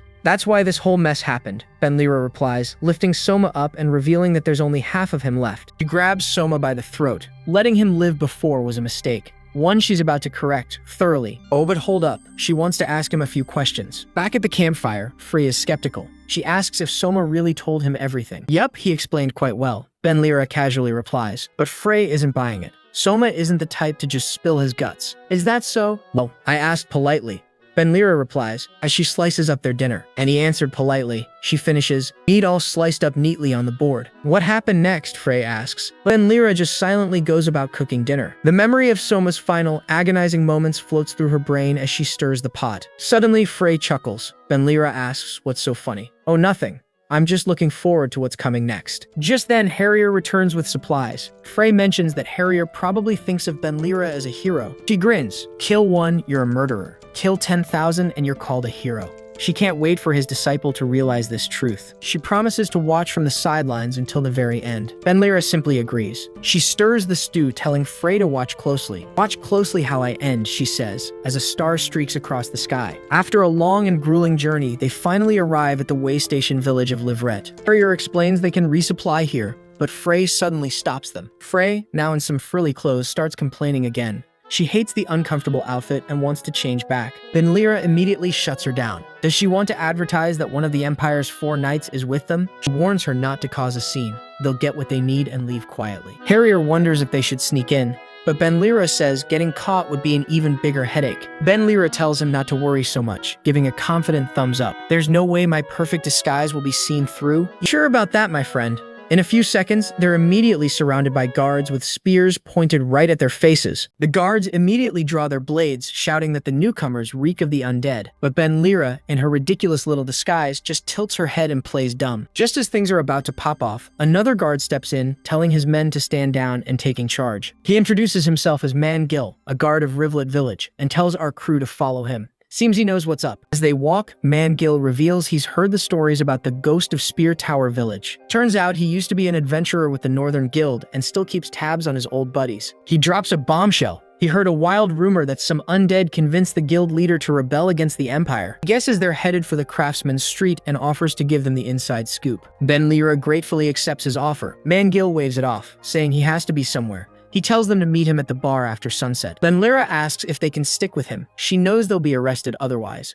Meanwhile, Frey and Harrier are bickering like children. Man Gil just shrugs it off with a simple, suit yourself. A while later, they are sitting in a stone amphitheater, listening to a bard's song about a boy's journey. The song is about a young warrior's dreams clashing with the harsh reality of growing older. Man Gil comments that the song is hopeful, but also pretty bitter. He then turns to Benlira and says the song is about them. The guards. It's about young adventurers who hunted dragons, only to grow old and realize their own limits. He says those dreamers become guards like him, and listening to this song is their daily ritual. It's one of the only things that comforts old warriors who've been surpassed by the next generation. But Benlira hits him with some wisdom. She says the important thing is to keep moving forward. She warns that if you stop chasing your dreams, you end up at the exact same destination as everyone else. Man Gil is stunned. He says Benlira speaks as if she's lived 1,000 lifetimes. Benlira just puts a hand on his shoulder and calmly replies, I have. She stands up, tells Man Gil they'll wait at the inn, and offers to buy him dinner for some info. Harrier is excited. It's been a while since they've had a proper meal. But Frey grumbles that Benlira is offering to buy dinner with her money. Man Gil just watches them go, thinking to himself that they are one strange group of people. As the sun sets, casting a blood-red glow across the sky, Man Gil remains seated, lost in thought. He grips his spear, deciding it's finally time to get moving. But suddenly the bard's voice surprises him.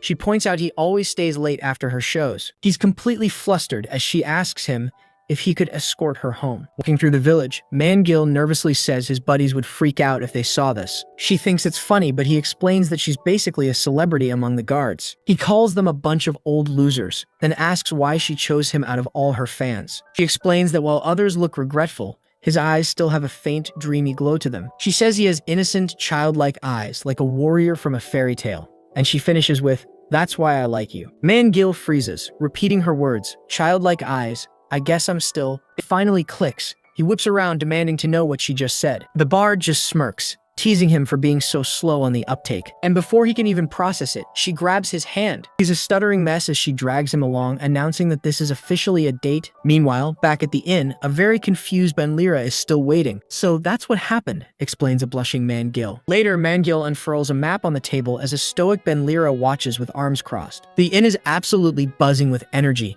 People are dancing, doing acrobatics, and drinking. It's a chaotic, joyous scene, filled with adventurers just cutting loose and having a good time. A memory surfaces. Benlira lets out a quiet sigh of relief, just soaking in the peaceful atmosphere. Harrier comes over with drinks, pointing out that it's been a long time since he's seen his teacher smile. Benlira just says she was remembering a very happy memory from a long time ago. Harrier asks if he's thinking about his first student. He then reveals that he actually met her once. He remembers being on a deadly solo mission, getting wrecked by a monster when she suddenly appeared. She was unbelievably strong, with god-tier skills. She saved him without a second thought, a true hero. Benlira listens quietly, holding her drink. Harrier admits that ever since the war, he's become confused about what justice and evil even mean anymore. He started questioning the very meaning of war, and what was truly the right thing to do. He looks over at the happy new couple, wishing everyone could just live their lives peacefully. He wonders how different things would be if everyone could just be born into an era of peace. Benlira turns to him and explains that to obtain this ordinary life, she started a war to end all wars. It's ironic, but she can't think of any other way. She believes that if blood is shed now, true peace will follow. She will take on all the sins so everyone else can have the blessings. She says it's a prayer she makes every single time she steps onto the battlefield. Of course, she adds, holding up 2 fingers. This is the second time. When Harrier asks what happened the first time, Benlira bluntly says it failed. The peace only lasted about 100 years. That's why she has to fight now, so the next era can be peaceful. And she'll be the one to do the dirty work. Looking up at the inn, Harrier quietly tells his master, "I respect you." Benlira just cheekily asks for more compliments. But on this peaceful night, about 112 kilometers away, the ground begins to shake. A massive horde of monsters appears from the darkness, an estimated 300 of them. But back in the town of Livret, everyone is completely oblivious. And Gil gets all flustered as the bard thanks him for the escort. He just awkwardly waves goodbye, a massive, love-struck grin plastered all over his face. His buddy Mardur immediately starts teasing him, saying he finally got a girlfriend. Mardur just can't believe it. He wonders how a guy like Mangil managed to land the town's idol, but Mangil swears he didn't do anything special. As the day passes, things look normal as the guards do their guardy things. Later, talk gets serious as his friend asks Mangil about his plans for the future. He points out that with the Empire's protection gone, trying to build a family here is a massive risk. Mardur grimly concludes that in this era, a happy family is nothing more than a pipe dream. Mangil isn't hearing any of it. He says the era doesn't matter one bit. He declares, as long as I'm with her, any era is fine for me. My man is down bad, but this hopeful moment is instantly shattered. A rider stumbles into the village, collapses, his hand dripping with blood as he falls unconscious. Over at the Adventurers Guild, someone points out a blood-soaked notice, recognizing it from the messenger. Mangil's face goes pale. A monster wave already wiped out the next village, and it'll be here in under 30 minutes. Benlira seems confused. Monster wave doesn't sound like a big deal. They used to easily keep that check. But Mangil corrects her. This isn't some simple culling anymore. This is a full-blown natural disaster. Back in the day, adventurers and knights would handle these things, but those days are long gone. The Empire has walled itself off in the capital, leaving all the rural villages to fend for themselves. Mangil explains that it's now up to the adventurers to protect their own crumbling hometowns. It's just them and the local sentries left to defend everything they have. And as villages die, so does the next generation of heroes. They are all that's left. Suddenly, the inn door flies open. A panicked guard bursts in, yelling, "This is bad." He confirms it. A monster wave has been spotted at the western wall. Mangil orders everyone to arm themselves. The alarm spreads like wildfire. Wake everyone up. Evacuate the civilians. Go, go, go. Benlira grabs Mangil. There's no time to talk. She quickly scratches a battle plan. Mangil looks at them and says, "All right, I'm counting on you." Elsewhere, a few adventurers are checking out the notice board. They realize it's a state-issued suicide mission. That means no reward for taking on these monsters. The dude Guastatori, rocking a sick gas mask, notes that anyone in it for the money is gonna bail. Mangil tells him to stop thinking and just grab his weapon. It's time to fight. Then, he turns to leave, his eyes burning with insane intensity. "This is our village. We will protect it." The battle begins. A massive tusked monster roars as Mangil charges in to face it head-on. He leaps into the air, plunging his weapon deep into the beast's shoulder. Using the spear as a lever, he vaults onto its back and locks it down, yelling he can't hold it for long. "I know," Guastatori yells, hurling 2 vials that shatter right against the monster's face. The chemicals cause a violent reaction, melting its flesh as the beast shrieks in absolute agony. The beast collapses, But Mangale realizes every single monster in this wave is on another level. Curses the Empire. The battlefield is swarming with even stronger beasts. The intel they gave was a total lie. Suddenly, the ground trembles. A massive clawed foot slams down, revealing the wave's true boss. It's a wyvern, an actual wyvern. Panic erupts as the soldiers scream that they have to retreat. One guy tries to rally them, but another just screams they're all gonna die.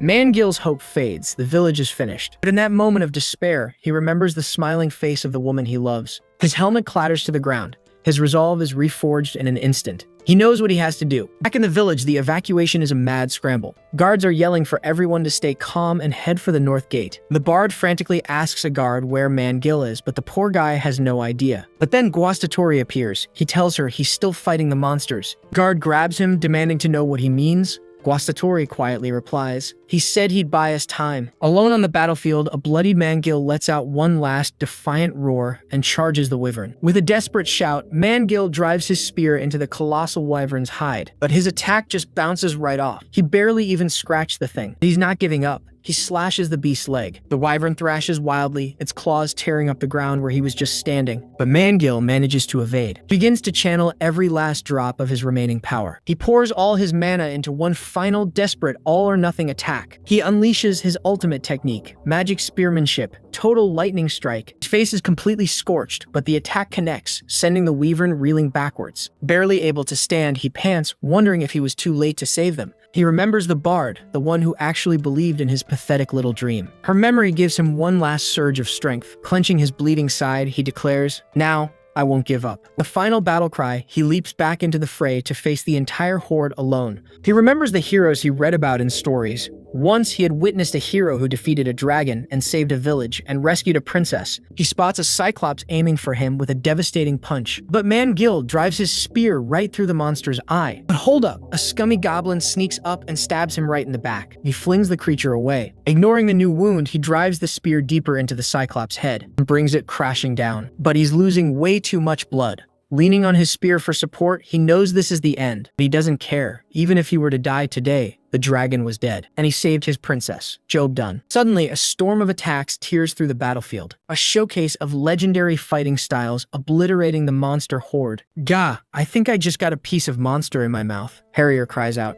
"Think of it as protein and eat it. Might make your brain grow a bit bigger," Frey shoots back. "You two don't fight in a situation like this," orders Benlira. Then she faces Mangale. "Yo, Sentry, you're quite strong holding down this many monsters by yourself." Mangale is hit by a surreal sense of deja vu. "Thanks to you, it was easy for us to dig in from the flank, and the villagers were able to evacuate safely.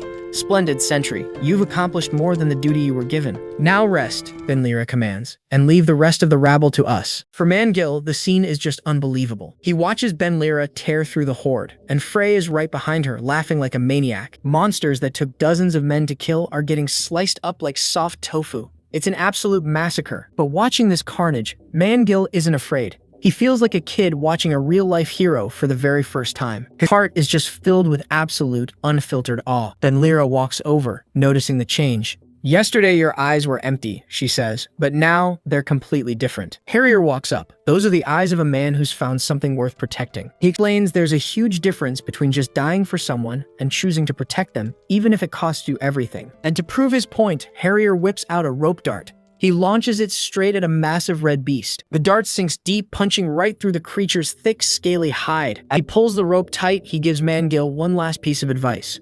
"Don't have regrets, not like I did." Mangale is just standing there thinking, what does that even mean? No time to explain, Harrier uses the rope to swing into the air, landing a flying kick right on the monster's neck. He then channels the northern-style succession technique, falling flower. Harrier lands, catching his breath. "I still can't do it like Muran," he mutters. But there is no time for a break. The remaining monsters see an opening and start to swarm him. Suddenly Frey comes in, taking the head clean off the closest one with a single slice. Too easy. She laughs gleefully as she carves through the enemies. Harrier yells at her to watch where she is going.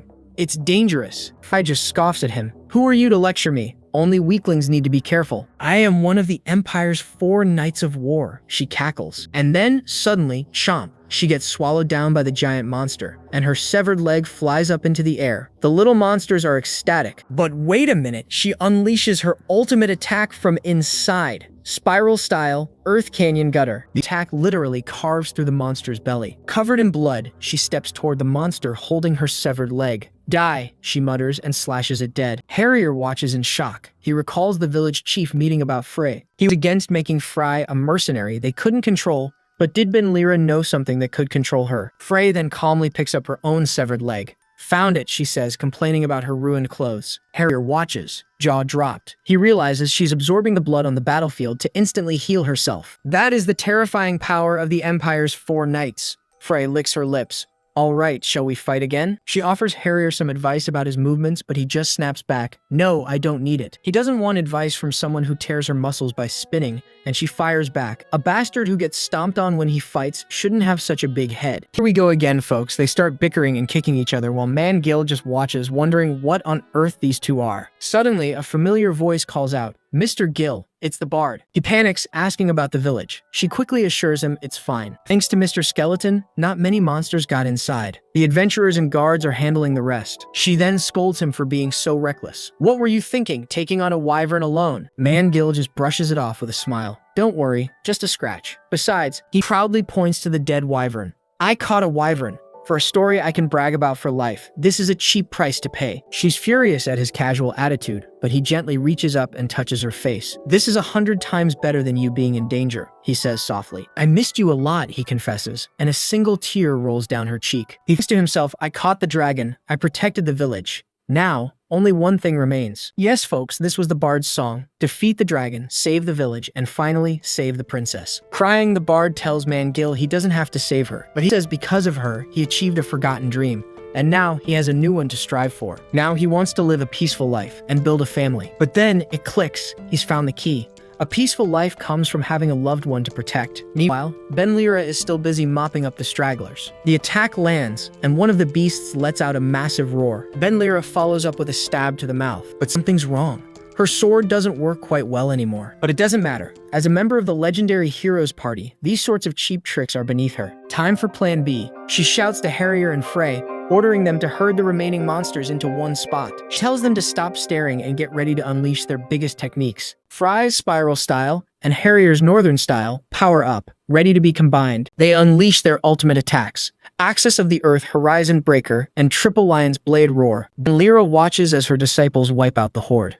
Good, she says. Now, it's my turn. She gathers power into her sword and leaps towards the giant beast's massive foot, aiming for a single critical strike. The attack slices clean through its flesh, leaving a massive, deep gash. It is the Centennial Tree felling slash. The monster roars in pure agony, but her sword broke mid-attack. Job not finished. Ben-Lyra curses her rookie mistake, but suddenly, Frey flies straight towards her. Mr. Skeleton, finish it properly, meets Ben-Lyra feet first and launches her back towards the monster. All right, round 2 to finish the job. The massive monster finally collapses, its body crashing hard to the ground. This wave was one of the biggest disasters to ever happen in recent history, but it was also the one with the least number of casualties. Livra Village, which had faced so many disasters before, still stood strong. As the trio prepares to leave, Gil expresses his thanks. Ben-Lyra takes the map, saying they cannot delay. Gil wishes them luck, promising that this village will now be used to build a better tomorrow. He declares that once the village is restored, he and his people will build a country where everyone can live in peace. Ben-Lyra hands him a golden medallion. When armies bearing that mark appear, she says, carve it on your flag and fight with us. Gil looks at the medallion, promising that when the time comes, they absolutely will. As the party departs, Gil clenches the medallion. The people cheer for their new leader. From now on, he is the commander. Watching the villagers as they leave the town, Ben-Lyra thinks to herself that even after all this time, there are still people who shine brightly. Elsewhere, in a loud, bustling forge, a muscular woman with long purple hair suddenly pauses her work. A man at a nearby counter asks if something is wrong. She just shakes her head and says, it's nothing. We land in Artisan Street, the city of fire and steel. This place is legendary. Nearly every masterpiece on the continent is born right here in these forges. And at the very heart of it all, the one and only Searcher's Forge. Inside, the master smith silently inspects his work, surrounded by an absolutely insane collection of blades. He calls out to his apprentice, Doran, come here for a moment. The master asks Doran a simple question. How long has it been? A little over 7 years, he replies. His master is impressed, saying he learns quickly. Doran gets all flustered, saying he just picked things up by watching. Then comes the official verdict. You pass. From now on, you may engrave your own signature on your weapons. Doran is absolutely stunned. Really? No takebacks? The master tells him to stop making that dumb face and buy a new hammer by tomorrow. His old one is getting passed down, and the kid just explodes with joy. He's so hyped he does a handstand while his master just mutters about what a lunatic he is. See, to an artisan, a hammer is so much more than a tool. It's a lifelong companion, the very extension of their will that tames molten steel. Buying one when you become a full-fledged artisan is a huge ritual. It's a brand new beginning. I hope he doesn't get too excited and buy something strange. Suddenly, he hears arguing from outside. Outside, it's our crew. Frey is already hassling Ben Lyra. Are you sure this is the right place? Your brain's rotten, maybe you remembered wrong. Ben Lyra insists she remembers clearly right as they arrive. Ah, perfect timing. Harrier, Ben Lyra, and Frey stand before the shop, looking a little out of place to say the least. The master smith steps out to greet them. Oh my, customers, you've come to the right place. Come on in. He gives them the grand tour, boasting that his forge is the best when it comes to both weapons and armor. Harrier notes how quiet it is, and the master just explains his apprentices are all out at the moment. With the tour over, he gets right down to business. So customer, what do you need from our forge? Ben Lyra steps forward. I'll be direct. She opens his palm, revealing a shattered, crystalline object pulsing with dark magic. Can you fix this? Meanwhile, in the commercial district, Doran is getting seriously annoyed. Ugh, this place is always overflowing with people. A shady vendor immediately zeroes in on him, seeing a fresh-faced apprentice and an easy mark. But Doran pauses, remembering his master's words of wisdom. Choose a wooden handle that doesn't slip, and pick one with a balanced center of gravity. Finally, the most important lesson of all. The world isn't kind enough to spare the wallets of fools who spend their lives pounding iron. He looks at the vendor's wares and sees they're all total junk. Engraved, metal-handled, and horribly balanced. He goes off. You make a living scamming fellow artisans?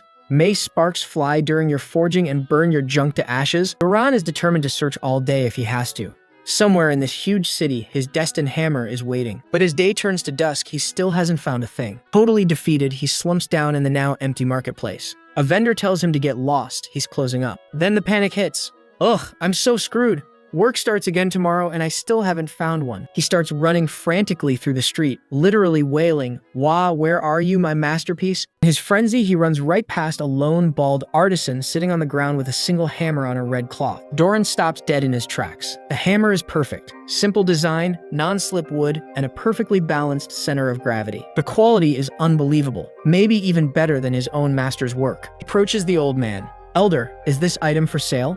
The artisan confirms that it is. Doran wonders why a master craftsman would be selling goods on the street. The old man just chuckles. "If you like my work, just take it. I don't need the money." Doran immediately refuses, insisting he's not some beggar. The old man looks surprised, then laughs. "Then let's do this. Listen to my story. If you still want it for free, then do so.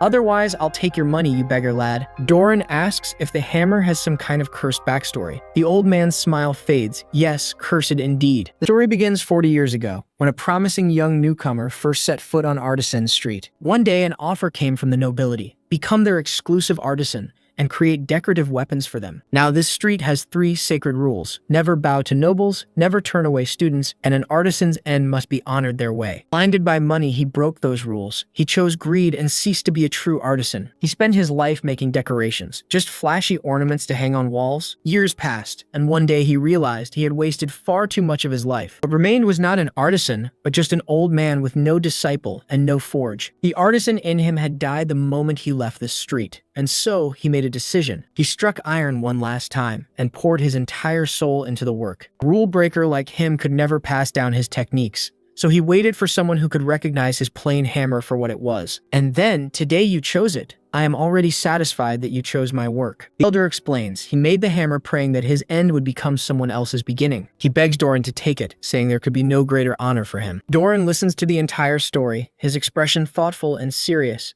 Meanwhile, back at the forge, the master smith sighs. That request from Ben Lyra is seriously troublesome. Suddenly, Doran bursts in, yelling for his master to come check something out. He triumphantly holds up a massive hammer, calling it this super ultra top tier tool for his new beginning. The master tells him to stop acting like a fool, but as he takes the hammer, his entire demeanor shifts to pure shock. "Where did you get this?" he demands. Doran, confused, says he bought it in the commercial district. He explains that an old man was just selling it on a mat at the far edge of the district. The master grips the handle tightly, muttering, "Damn it, he hasn't lost his touch." He hands the hammer back to Doran, his tone now heavy with respect.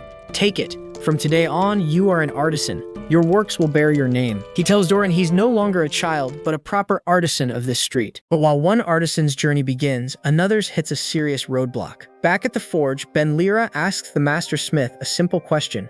so you can't fix it. The smith explains this isn't some ordinary blade, it's a divine artifact, literally made from a god's flesh. Fixing something like that is way beyond his skill level. But Benlira insists this very forge crafted the sword a long time ago from the horn of her enemy. The master smith is totally confused. He has never seen Benlira before in his life, and he definitely doesn't remember making a weapon this powerful. Benlira just calmly explains, of course, the smith I met lived 100 years ago. The smith's eyes narrow as the reality of that statement sinks in. He finally gets it. You are not human. Well, that's true, but that isn't relevant right now, she replies. The smith looks down at the broken sword, suddenly recalling an old legend passed down through the generations of his family. The founder of the forge left a message. He'd forged a weapon for an ageless rogue searcher's benefactor, with strict orders to treat him well if he ever returned. He turns back to the small, cloaked figure. It seems you are the one spoken of in that tale. Benlira confirms it. Even so, the smith admits he still can't fix it, but he knows a guy, an exiled smith who broke a taboo and could actually handle divine artifacts. Frey starts yelling about what a massive waste of time this whole trip has been.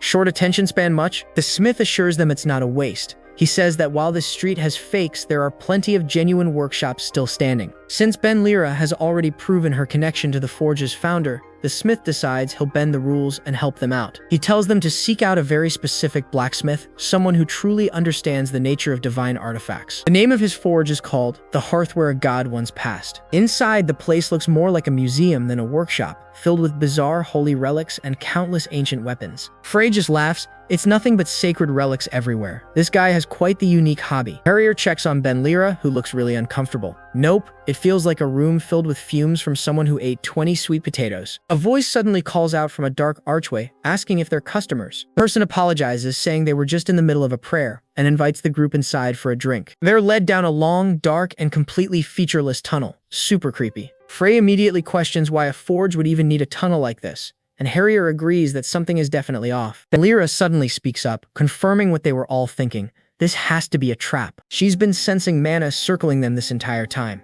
Harrier starts to panic, asking why on earth they walked in unarmed. But Benlira is unfazed. We came in on purpose. She was actually annoyed that the owner would try such an obvious trap instead of just greeting them. Suddenly, a new voice echoes through the tunnel. Of course I didn't want to come out when non-humans enter the shop. There's no way I'd go out to greet them with a smile, right? The smith unleashes a massive blast of holy light, screaming purification. Benlira is completely engulfed in the holy flames, letting out a horrific, blood-curdling scream. The smith vows to return the wandering undead to the great cycle of reincarnation. Harrier watches in absolute horror, screaming his master's name as the holy explosion rages on. The smith's hand begins to glow with powerful green magic. He unleashes his spell, Chainbinder. The magical chains immediately wrap around the Harrier's arm, completely disrupting his attack. Harrier is caught totally off guard, his entire body now bound by the glowing green chains. Frey catches the tip easily. That's a fun little trick. But Benlira seems to be enjoying herself. Just calm down, she says. This warmth feels so good.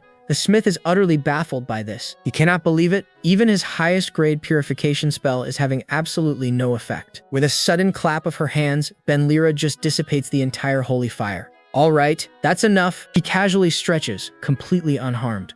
Ah, it's been a while since I've loosened up. This feels nice. Her mask falls to the ground. Sorry to say, but even though I'm undead, I'm not a bad undead. My name is Benlira Edward. If you want to fight, I'll gladly oblige. But talking things seems a lot better, she declares. The smith is silent for a moment, then lets out a small laugh, which quickly turns into a full-blown roar of laughter. Not a bad undead with that skull face? What an amusing guest, he says, clearly entertained. Very well, let's talk, he chuckles.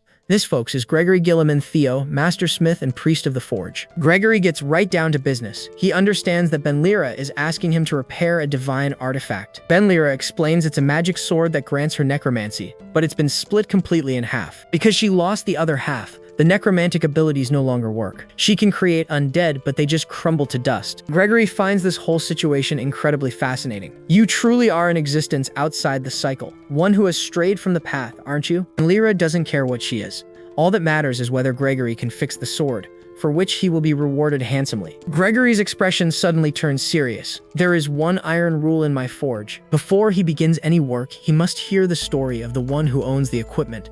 Only if it sits right with him will he pick up the hammer. It may be a tale of glory, or a tragic story of hardship, but he demands, speak with me here and now. He explains that unless he knows what enemies the weapons will slay or who the armor will protect, it's all completely meaningless to him. Without that purpose, even the sharpest divine artifact is nothing more than a useless lump of metal. A flick of his wrist, a fire erupts from the stone block. So let's talk in front of this bonfire. Now then, let's begin the story, he says with a smile. And so Benlira's story unfolds. She unloads her long, tragic life, the war, and the death of her entire party. It continues, showing her finding and training her young student, watching her grow, and finally holding her broken, dying body in her arms. The images shift to the more recent past, the fierce loyalty of Moran, and her brutal sacrifice to save Harrier's life. Having heard the entire story, Gregory looks up, completely captivated by the tale. Truly, how remarkable. He calls it a fairy tale, the story of a true hero who has managed to escape reincarnation itself. Frey and Harrier are just stunned. This is the first time they have ever heard any of this. But Gregory clasps his hands, his expression suddenly shifting. He says the story was good, but there are parts that raise his suspicion. He raises his hand, a golden light crackles to life between them. He looks through the light like a magnifying glass. As I expected, Gregory leans in, his eyes glowing intensely. You know, Benlira, you believe that the power to use necromancy lies in that magic sword, don't you? Benlira explains her reasoning. Of course she'd think the power came from the sword. It was made from the Demon King's horn, after all. But the smith isn't buying it for a second. He calls that logic nothing more than a wishful fantasy. He says Benlira just wanted to believe that such an evil power belonged to the sword and not to her. Harrier, who's been listening this whole time, is completely baffled by this weird line of questioning. The smith schools Benlira, pointing out that since she's not a mage or a priest, she doesn't understand the true nature of magic. He touches his own forehead with the magical flame, explaining that magic is born entirely from a person's thoughts and desires. He gives an example. The desperate, single-minded desire for warmth from someone freezing to death was likely the true origin of fire magic. Mages create miracles by believing in themselves, while priests manifest them by believing they're borrowing power from the gods. He tells Benlira that she's unable to use her powers because she's trapped, convinced that the sword is the source of her necromancy. The implication finally starts to sink in for Benlira. Wait, you're saying it happened because I wanted it to happen? He states plainly that Benlira didn't borrow her power from the sword at all. That forbidden art, the power to awaken the dead and command an entire army of death, that power is hers and hers alone. With a shocking, world-shattering revelation, the smith lays it all out for her. You are the Demon King. Meanwhile, in an imperial hall, a high-ranking official is reeling from some very bad news. Annihilated? Completely annihilated? One silhouetted figure asks if the emperor has been told. Another dismisses the idea, seeing no need to bother him with it just yet. With a sinister grin, he suggests they should just resolve this entire matter quietly amongst themselves. But the first official is furious. He scoffs at the idea of keeping this quiet, yelling that the news will absolutely reach the emperor's ears. Can't believe it. A knight of war and the former northern commander, leading a force of 1,000 men, all wiped out or missing? It's ridiculous. The calmer official declares that they shouldn't have sent the mad woman Frey. Sending an uncontrollable hunting dog was their fatal mistake. Unsatisfied, the angry official calls the whole situation a massive disgrace. They should seize the rebels at once, skin them alive, and scatter their remains in the pigsties. They must show everyone the terror of defying the Empire and carve the punishment into them. But while the Empire's officials are absolutely fuming, Benlira and the crew are back at the forge, discussing the very eccentric master smith, Gregory. Benlira confirms it. Despite the guy being a total weirdo, he actually accepted the job. Doran is completely floored. He cannot believe the old man is actually going to work on something. He explains that Gregory isn't just weird, he's one of the top 5 most legendary artisans on the entire street. See, while rookies like him are stuck mass-producing gear,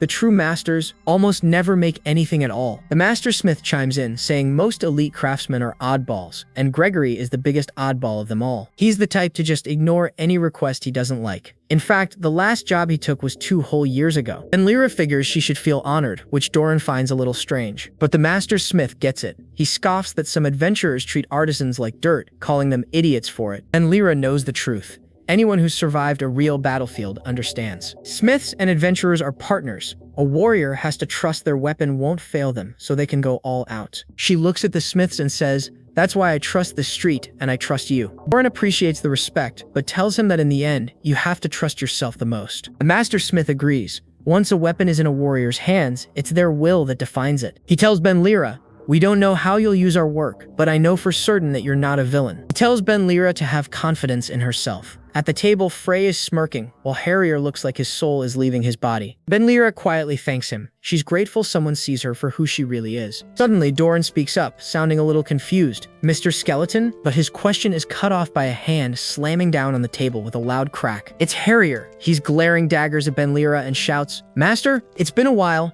I formally request a spar." They head out to the Bing Cannon Mine, a massive rocky wasteland that's perfect for a throwdown. Harrier thanks his master for agreeing to his sudden challenge. Benlira plays it cool, but even she has to admit this is really out of nowhere. Frey, just lounging on a rock nearby, tells Benlira this isn't about talking. It's about understanding through combat. She tells Benlira to just cross blades with the kid and figure out what's on his mind. As they get into position, Harrier remembers their last spar. His whole body still aches just thinking about it. He warns Frey to stay out of it. She just waves him off, promising not to interfere. Besides, she thinks fighting the skeleton in her current state wouldn't be any fun for her anyway. Two warriors stare each other down, the tension thick enough to cut with a knife. The spar begins, and Harrier explodes forward in a total blur of motion. Frey immediately notices it. His burst speed is way faster than it was before. And Harrier knows it. He is fully aware of how much stronger he's gotten. Wooden swords clash in a blindingly fast exchange, filling the air with the sharp crack of splintering wood. Benlira deflects a swing and counters with a swift strike of her own. Harrier blocks,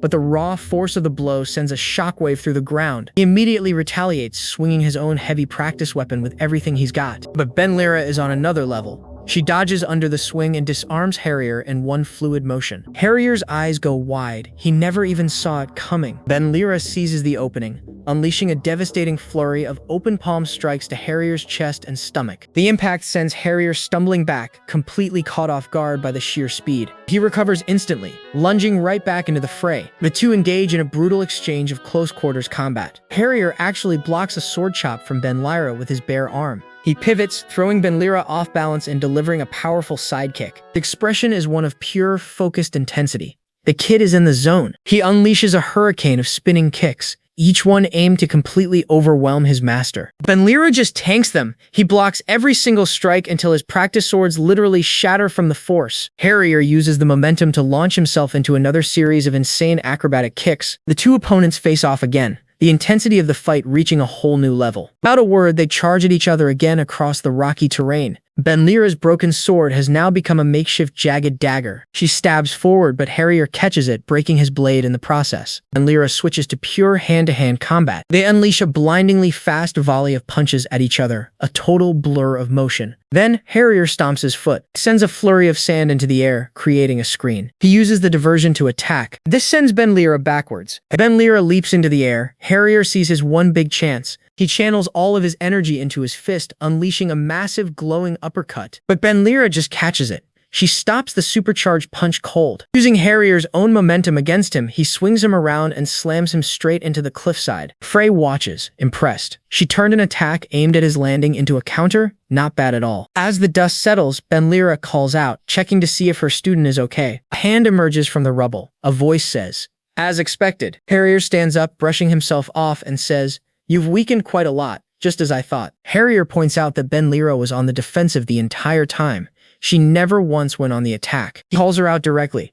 "Why won't you fight me properly like you used to?" He demands to know, "Are you holding back because you think I'm weak?" Benlira tries to nervously laugh it off, but Harrier just stares her down. From the sidelines, Frey confirms it. The skeleton was obviously going easy on you. She smirks, saying she fought her before, so she'd know. Then she asks, "Has your heart weakened?" Benlira looks flustered, but before she can argue, Harrier shuts her down, saying Frey is right. He says that ever since they met the smith Gregory, Benlira has been completely lost in thought. He finally asks the real question. "Is what you heard at the forge, that you might be the Demon King, really bothering you that much?" Benlira clenches her fist, realizing it. This whole spar was just an excuse to bring that up, wasn't it? Harrier agrees. He says for warriors like them, a fight speaks louder than words. He admits he's been worried, telling his master that she's in a very dangerous state of mind right now. He says it's okay to stray from the path, because you can always come back, just like I did. He screams at her that she can return, because she's not alone anymore. He doesn't care if people call him the Demon King. To him, she'll always be his and Moran's master, Benlira Edward. He declares that he came down from the mountains specifically to support her and help her walk the right path. He insists his master is not some demon king who takes lives. She's a hero whose sword saves thousands, even millions of people. Benlira is shook by Harrier's words. Even in this cold, dark world, there are still people who shine like stars in the night. She thinks of her past companions and her new ones, realizing how lucky she's been to meet them all. A small chuckle escapes her. She accepts Harrier's words and agrees to resume the spar. But this time, she tells Harrier to come at her seriously. Benlira holds out her hand, promising to face him with a resolve worthy of the disciple who brought her back from the edge. Harrier's face breaks into a massive, excited grin. Yes! Frey watches from her perch, noting something interesting. Benlira didn't promise to go all out just to fight with resolve. Benlira calmly walks over to the edge of a cliff. He reaches out his hand and with a single deafening crack, breaks off a massive chunk of rock. The stone falls and shatters on the ground between them. Round 2 has officially begun. The battle resumes with an earth-shaking flurry of blows that fills the entire battlefield. Frey grins. The entire situation has completely flipped on its head. Now Benlira is on a relentless offensive, while Harrier has switched to defense, waiting for the perfect moment to counter. Two exchange a rapid, absolutely brutal series of punches and blocks at point-blank range. Benlira finally breaks through, landing a solid, crushing blow to Harrier's chest. Harrier grunts in pain, skidding back across the ground from the sheer force of the hit. But he instantly regains his composure, raising his guard as Benlira closes in for the finish. Harrier dodges a series of sweeping attacks, and in that moment, he sees an opening. He ducks under a punch, coiling his body like a spring before charging forward. He rams his shoulder into Benlira, tackling him with all his might towards the cliff wall. But as Harrier pushes her back, Benlira realizes her mistake. The feint was good, but going for a grapple was a waste. With a single shout, Benlira overpowers the grapple and effortlessly throws Harrier straight into the cliffside. The impact shatters the entire rock face. And that's when Benlira realizes Harrier's true plan.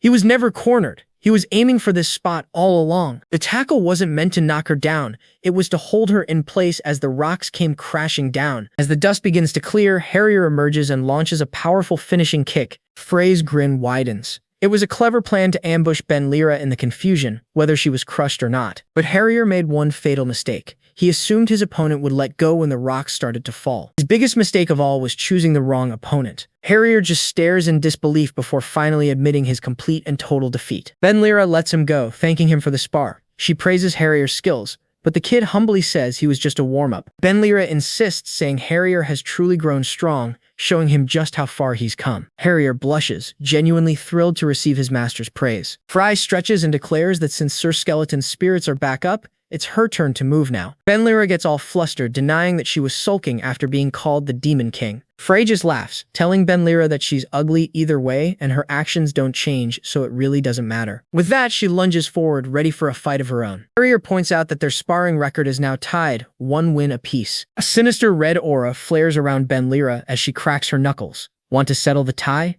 Best of 3. Frey lets out a wild laugh. Since when does the battlefield do best of 3? She leaps towards them, declaring, all that matters is who's still standing at the end. Harrier totally panics, yelling for them both to stop this madness. Suddenly, a massive steel pillar comes flying out of absolutely nowhere and smacks Frey clean out of the air. She's sent careening into the distant mountainside with a tremendous, earth-shattering crash. Benlira is left completely baffled. Did a steel pillar just fly in from somewhere? A new voice cuts through the chaos. I heard a commotion behind the village.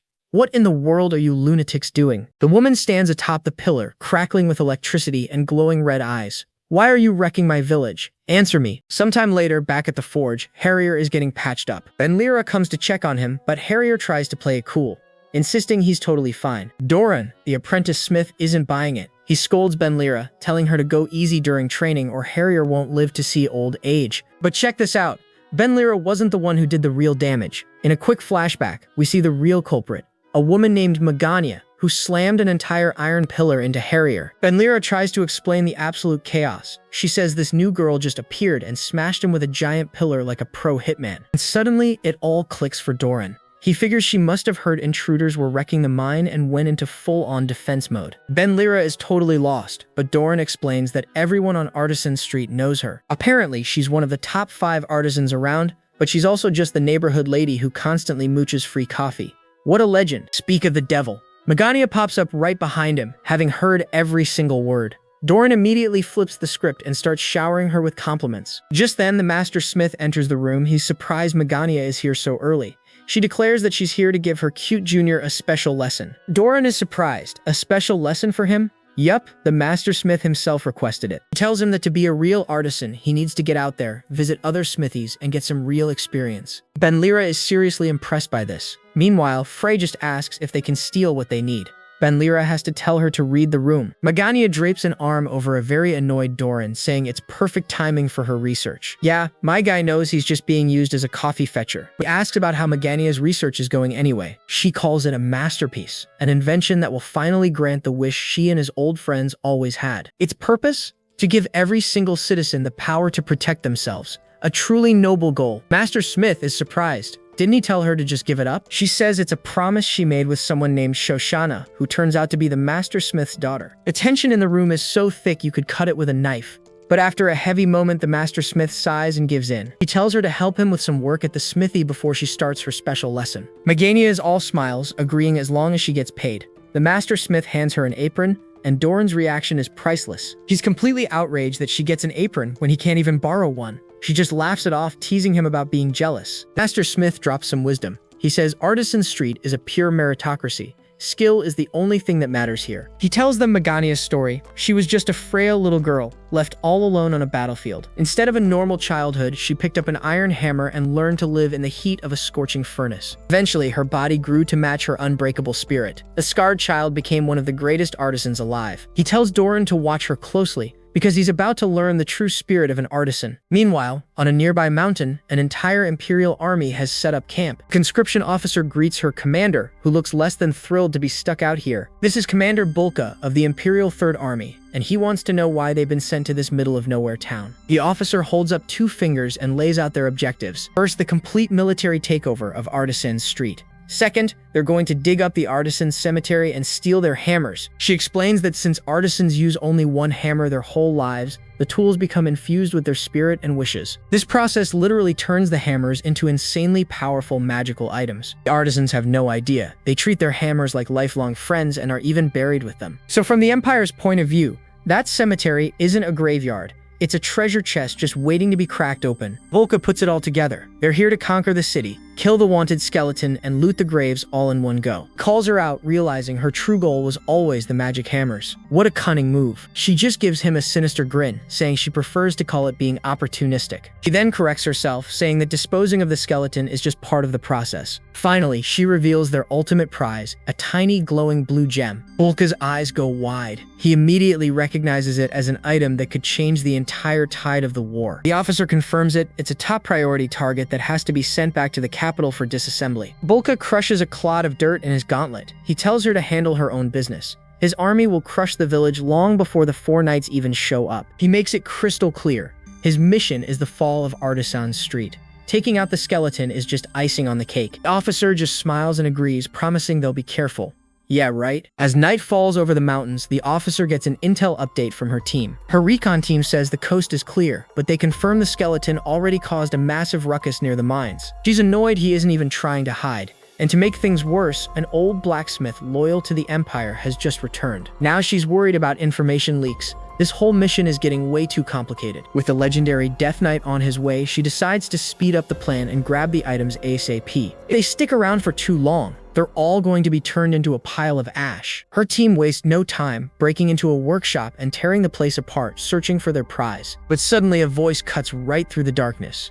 The shop closed a long time ago. You guessed it, it's Megania. She's just casually leaning against the doorway, asking what they think they're doing. She warns them that every single item in here is a priceless part of her collection and way out of their price range. The officer tries to play dumb, acting all innocent and claiming they're just humble Imperial servants. She says they're just here to recover the enchanted weapons and that item for the good of the Empire. How wonderful. Megania just bursts out laughing. Bull stuff. The officer laughs right back, her friendly mask completely shattering. Then, with ice in her voice, she gives the order. Kill them. Her soldiers lunge forward, but Megania is on another level. She easily dodges their attack like it's nothing. Then, with just a simple flick of her wrist, she completely turns the tables. Her enchantments activate. Glowing blue spikes erupt from inside the soldier's own armor, impaling them instantly. What a move. The officer is completely stunned, not expecting this at all. Her men collapse to the floor, dead before they even knew what hit them. She just smirks, admitting that a top-tier enchant artisan's workshop is full of some pretty fascinating toys. But Megania is just getting warmed up. Her fist crackles with electricity as she tells the officer,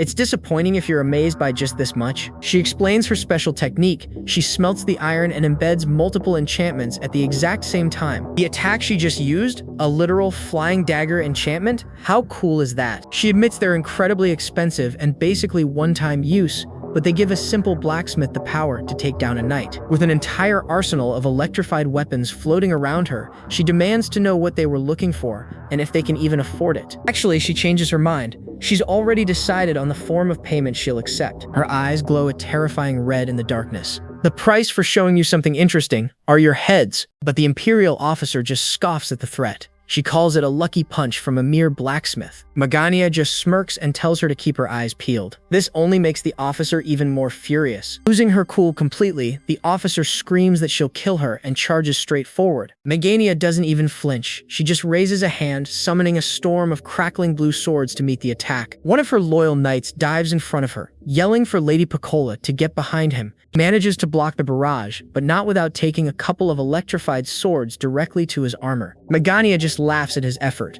You got hit by two? How disappointing. Put some more effort into it. Suddenly, Piccola steps forward, revealing she's got some tricks of her own as her hand ignites with intense flames. She warns that anyone who gets too cocky will die, unleashing a massive fireball jutsu. Piccola is caught off guard as enchanted swords shoot out from within the flames. Lukewarm fire. Megania's voice comes from within the flames. She emerges from the smoke, laughing like a maniac. You really think you can catch a blacksmith with fire that weak? Piccola just grins, revealing her real plan.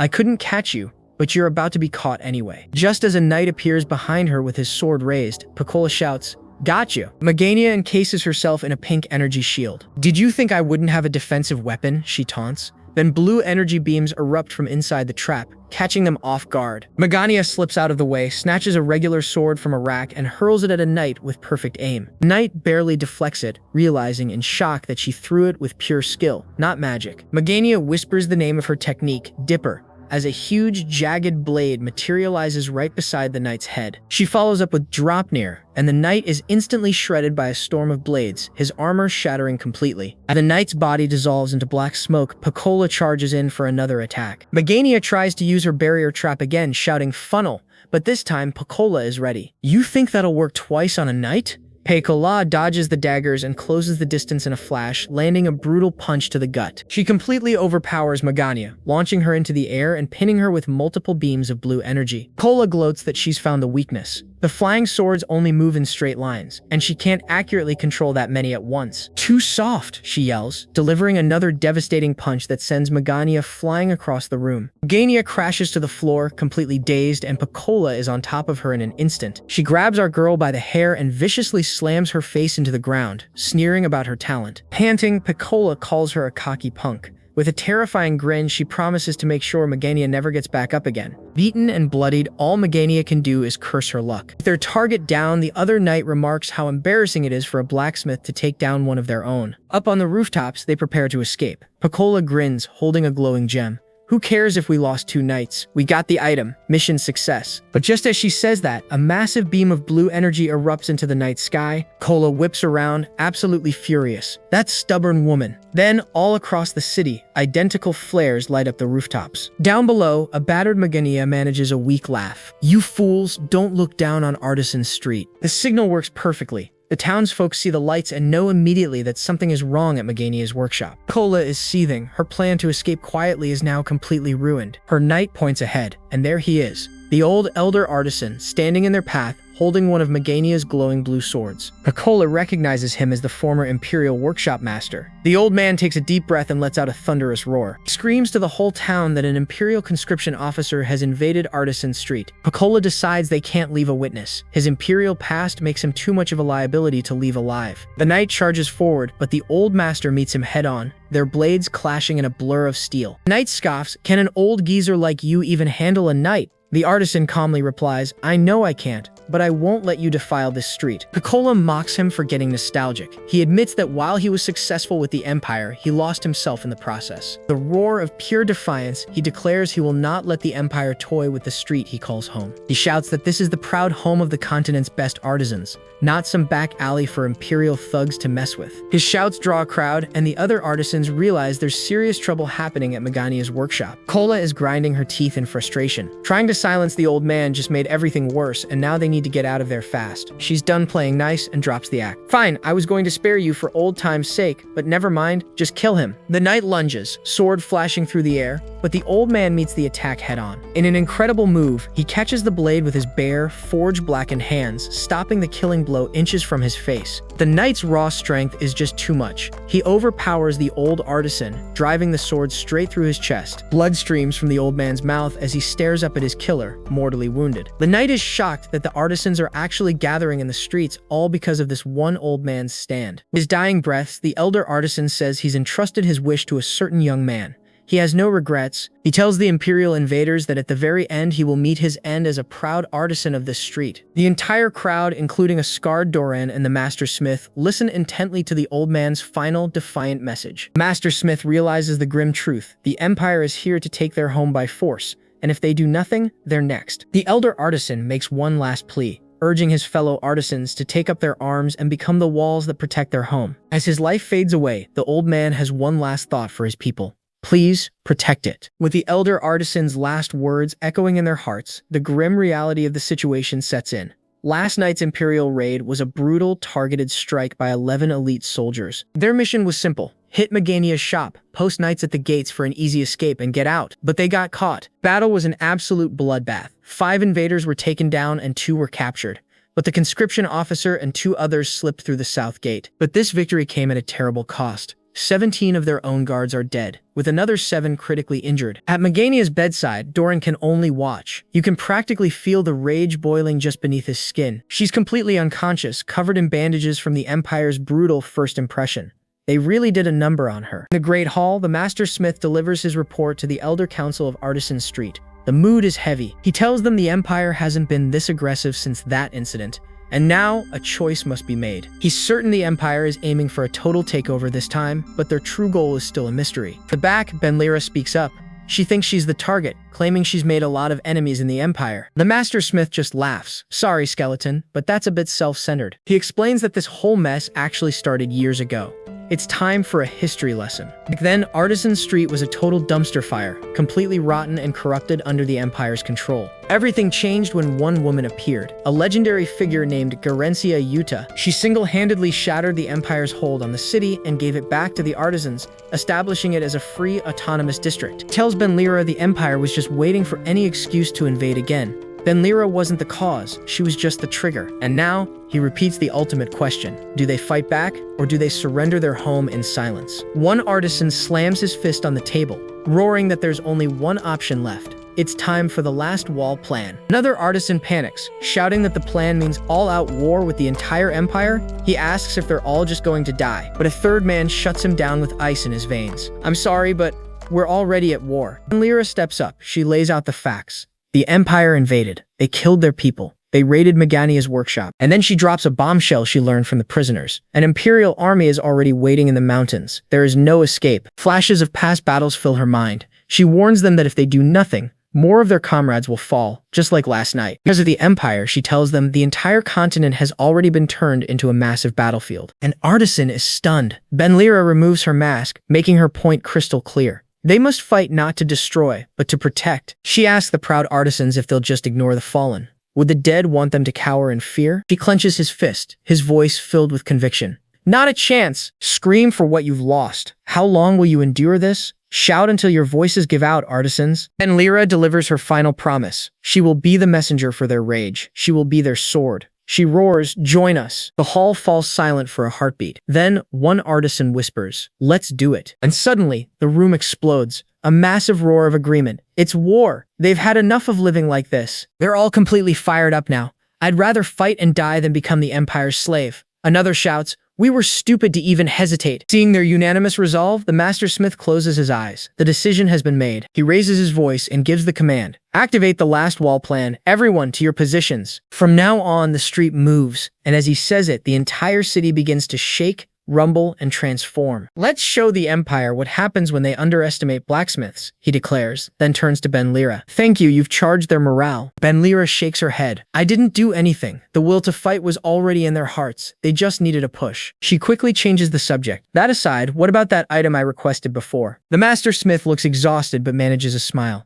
It's in the final stage. It was tough without Yuta, but don't worry. He says that with Theo's help, it might turn out even better than expected. He tells Benlira he's not so different from Yuta. Benlira looks around, curious. Speaking of which, I don't see Theo or that hooded brat at this meeting. Turns out they're busy with an urgent task, something they want to finish before Megania wakes up. Another artisan laughs nervously, hoping they won't be MIA for the actual war. Meanwhile, on a nearby mountain, Pecola gets sent flying by a vicious punch straight to the face. Commander Bolka towers over her. He's furious. He told her to be cautious, but she acted alone, lost soldiers, and gave up hostages. His eyes glow from under his hood as he looms over her. Conscription officer, how will you take responsibility for this mess? Coughing up blood, she claims she was trying to suppress the village early. But Bolka isn't having it, yelling that she's ruined the entire operation. He slams his hand into a tree, his sharp nails digging into the bark. He screams that she's given the artisans a reason to riot. His voice echoes through the entire forest as he roars, "I'm asking how you'll handle it." But despite the beatdown, Pecola calmly pushes herself up. With a bruised face, she just says, "There is nothing for the commander to worry about." Bolka is completely stunned by her sudden confidence. What is she playing at? She reports that she got the item they were after, and more importantly, she confirmed the skeleton is in that city. She claims that besides his small group, they're facing a bunch of nobodies. Once the 4 knights arrive, victory is guaranteed. Bolka points out the 4 knights won't be here until evening, but Pecola just smirks, revealing one of her men never reported back. Just then, a messenger arrives with a scroll saying a carrier pigeon came from the 4 knights last night. Bolka snatches the scroll. A message from the Blue Knight.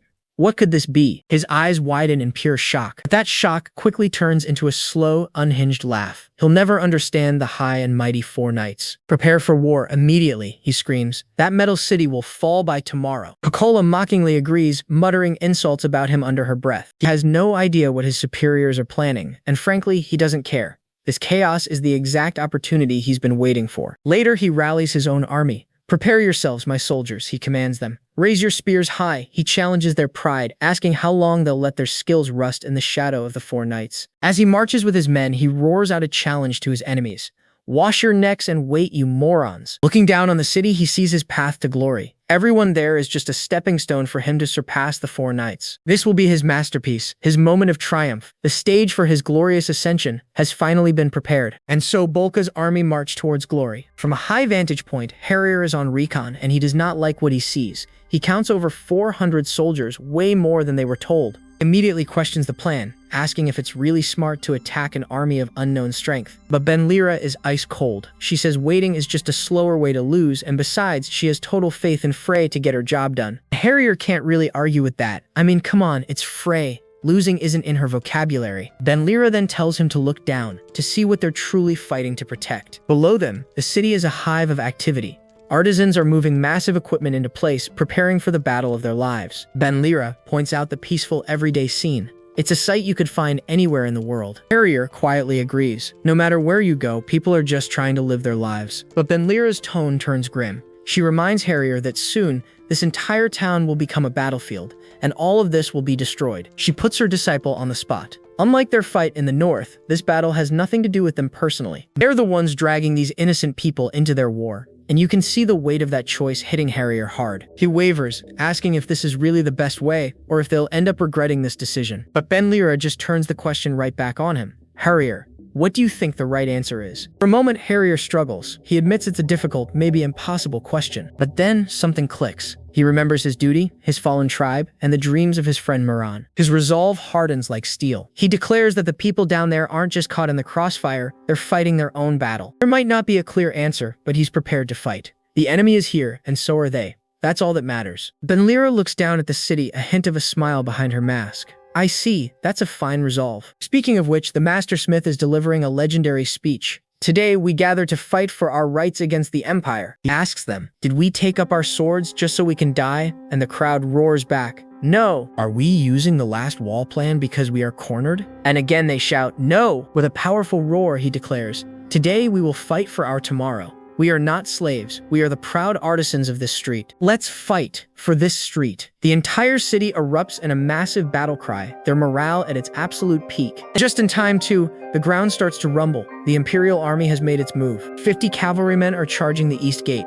A lookout calmly relays the info, and the Master Smith just nods. Is everyone ready? He yells. The artisans below respond with a unified, deafening, yes. The whole city starts to shake. Deep underground, Gregory stands before a massive contraption, the last wall. With a confident smile, he channels fire into his fist and slams it down. Activate! Outside, the charging cavalry is thrown into absolute chaos as huge, jagged spikes erupt from the earth, impaling men and horses. Commander tries to rally his troops, scoffing. You think a few simple traps can stop us, you metal workers? Oh, but this is no simple trap. The very ground begins to split apart, opening a massive chasm right in front of them. Beneath the city, colossal gears grind into motion. An artisan reports to the master smith. The last wall is functioning perfectly. All across Artisan Street, smiths activate hidden levers in the cobblestone, and the gears below spark to life. And then it happens. A colossal stone wall rises from the chasm, sealing off the city and blocking the Imperial Army's path completely. The soldiers are just left staring in disbelief. What on earth is this? Just what did you build? One of the knights is so shocked he literally falls off his horse. All he can say is, no way. Another soldier just screams in frustration. Do not mess with me, you measly metalworkers. Atop their new fortress, the artisans scramble to man the defenses, opening hatches for weapons all along the wall. Master Smith glares down at the invaders. This wall was created by every artisan together. It is our resolve to never bow to you again. An Imperial commander tries to intimidate them, offering to spare them if they surrender now. Bad move. The Master Smith just laughs. You think I'll just say yes, sir, and open the gate, you fool? The commander is stunned into silence. And Lyra scoffs at the Empire's predicament. And this nonsense isn't going to last long. This war will be over in an instant. As her words echo, we cut to Frey, sprinting through a forest. Flashback 2 hours. Frey is getting her mission from Ben Lyra. You want me to enter the enemy camp alone? And Lyra explains that her being seen here would expose their entire plan. Frey gets the picture. She lays out the strategy. Ben Lyra and Harrier will hold the wall, but a long war is a losing battle for them. They need to end this, and end it fast. That's why we need a checkmate, she says. The plan is a classic decapitation strike. Frey will sneak in along the mountain ridge and assassinate the enemy commander. She tells her plainly, Frey, this whole war depends on your speed. With her mission clear, Frey arrives at the enemy camp. But as she gets closer, she realizes something is terribly, terribly wrong. It's dead silent. She can sense people nearby, but there's no movement, no sound, and a strange smell hangs in the air. Based on intel our heroes got from captured knights, they had 3 key pieces of info. First, that their forces were small, less than 300 men. Second, they were led by Commander Corpseye Bulka. And third, that their HQ was right here. The blank stare of Bulka confronts her. Frey? A voice asks, surprised. What are you doing here? Frey tries to play it cool, but she is rattled. The captured men never spoke of one particular secret. What do you mean, what am I doing? We're in the middle of a war, and you're hiding in this place. Hiding? The voice counters. The shadowy figure holds Bulka's severed head in their hands. Frey's eyes widen. A terrifying, shadowy figure with glowing red eyes stare back at her. Meanwhile, back on the wall, a scout frantically reports new forces approaching. The first wave was just a diversion, but the scout stammers that these new reinforcements, they are not human. Suddenly, the sky over the city darkens as a massive swarm of winged creatures blots out the sun. An entire fleet of dragons, and they are descending upon the city. Back in the forest, the ominous figure confronts Frey, mentioning he heard she went missing in the north. Did you switch sides? He sneers. To think you would actually betray the Empire? He taunts her, saying, I knew you were stupid, but... He pauses as he slowly swallows Bulka's head whole. With a sickening crunch, he bites down and blood explodes from his mouth as he grins. This, folks, is the Blue Death Dragon, one of the dreaded Death Knights. He licks the blood from his hand and finishes, You are unbelievably stupid. A new, terrifying monster has just entered the war of humans. That's a wrap on this recap. Hit that subscribe button to help us keep pumping out awesome content. Catch you in the next one.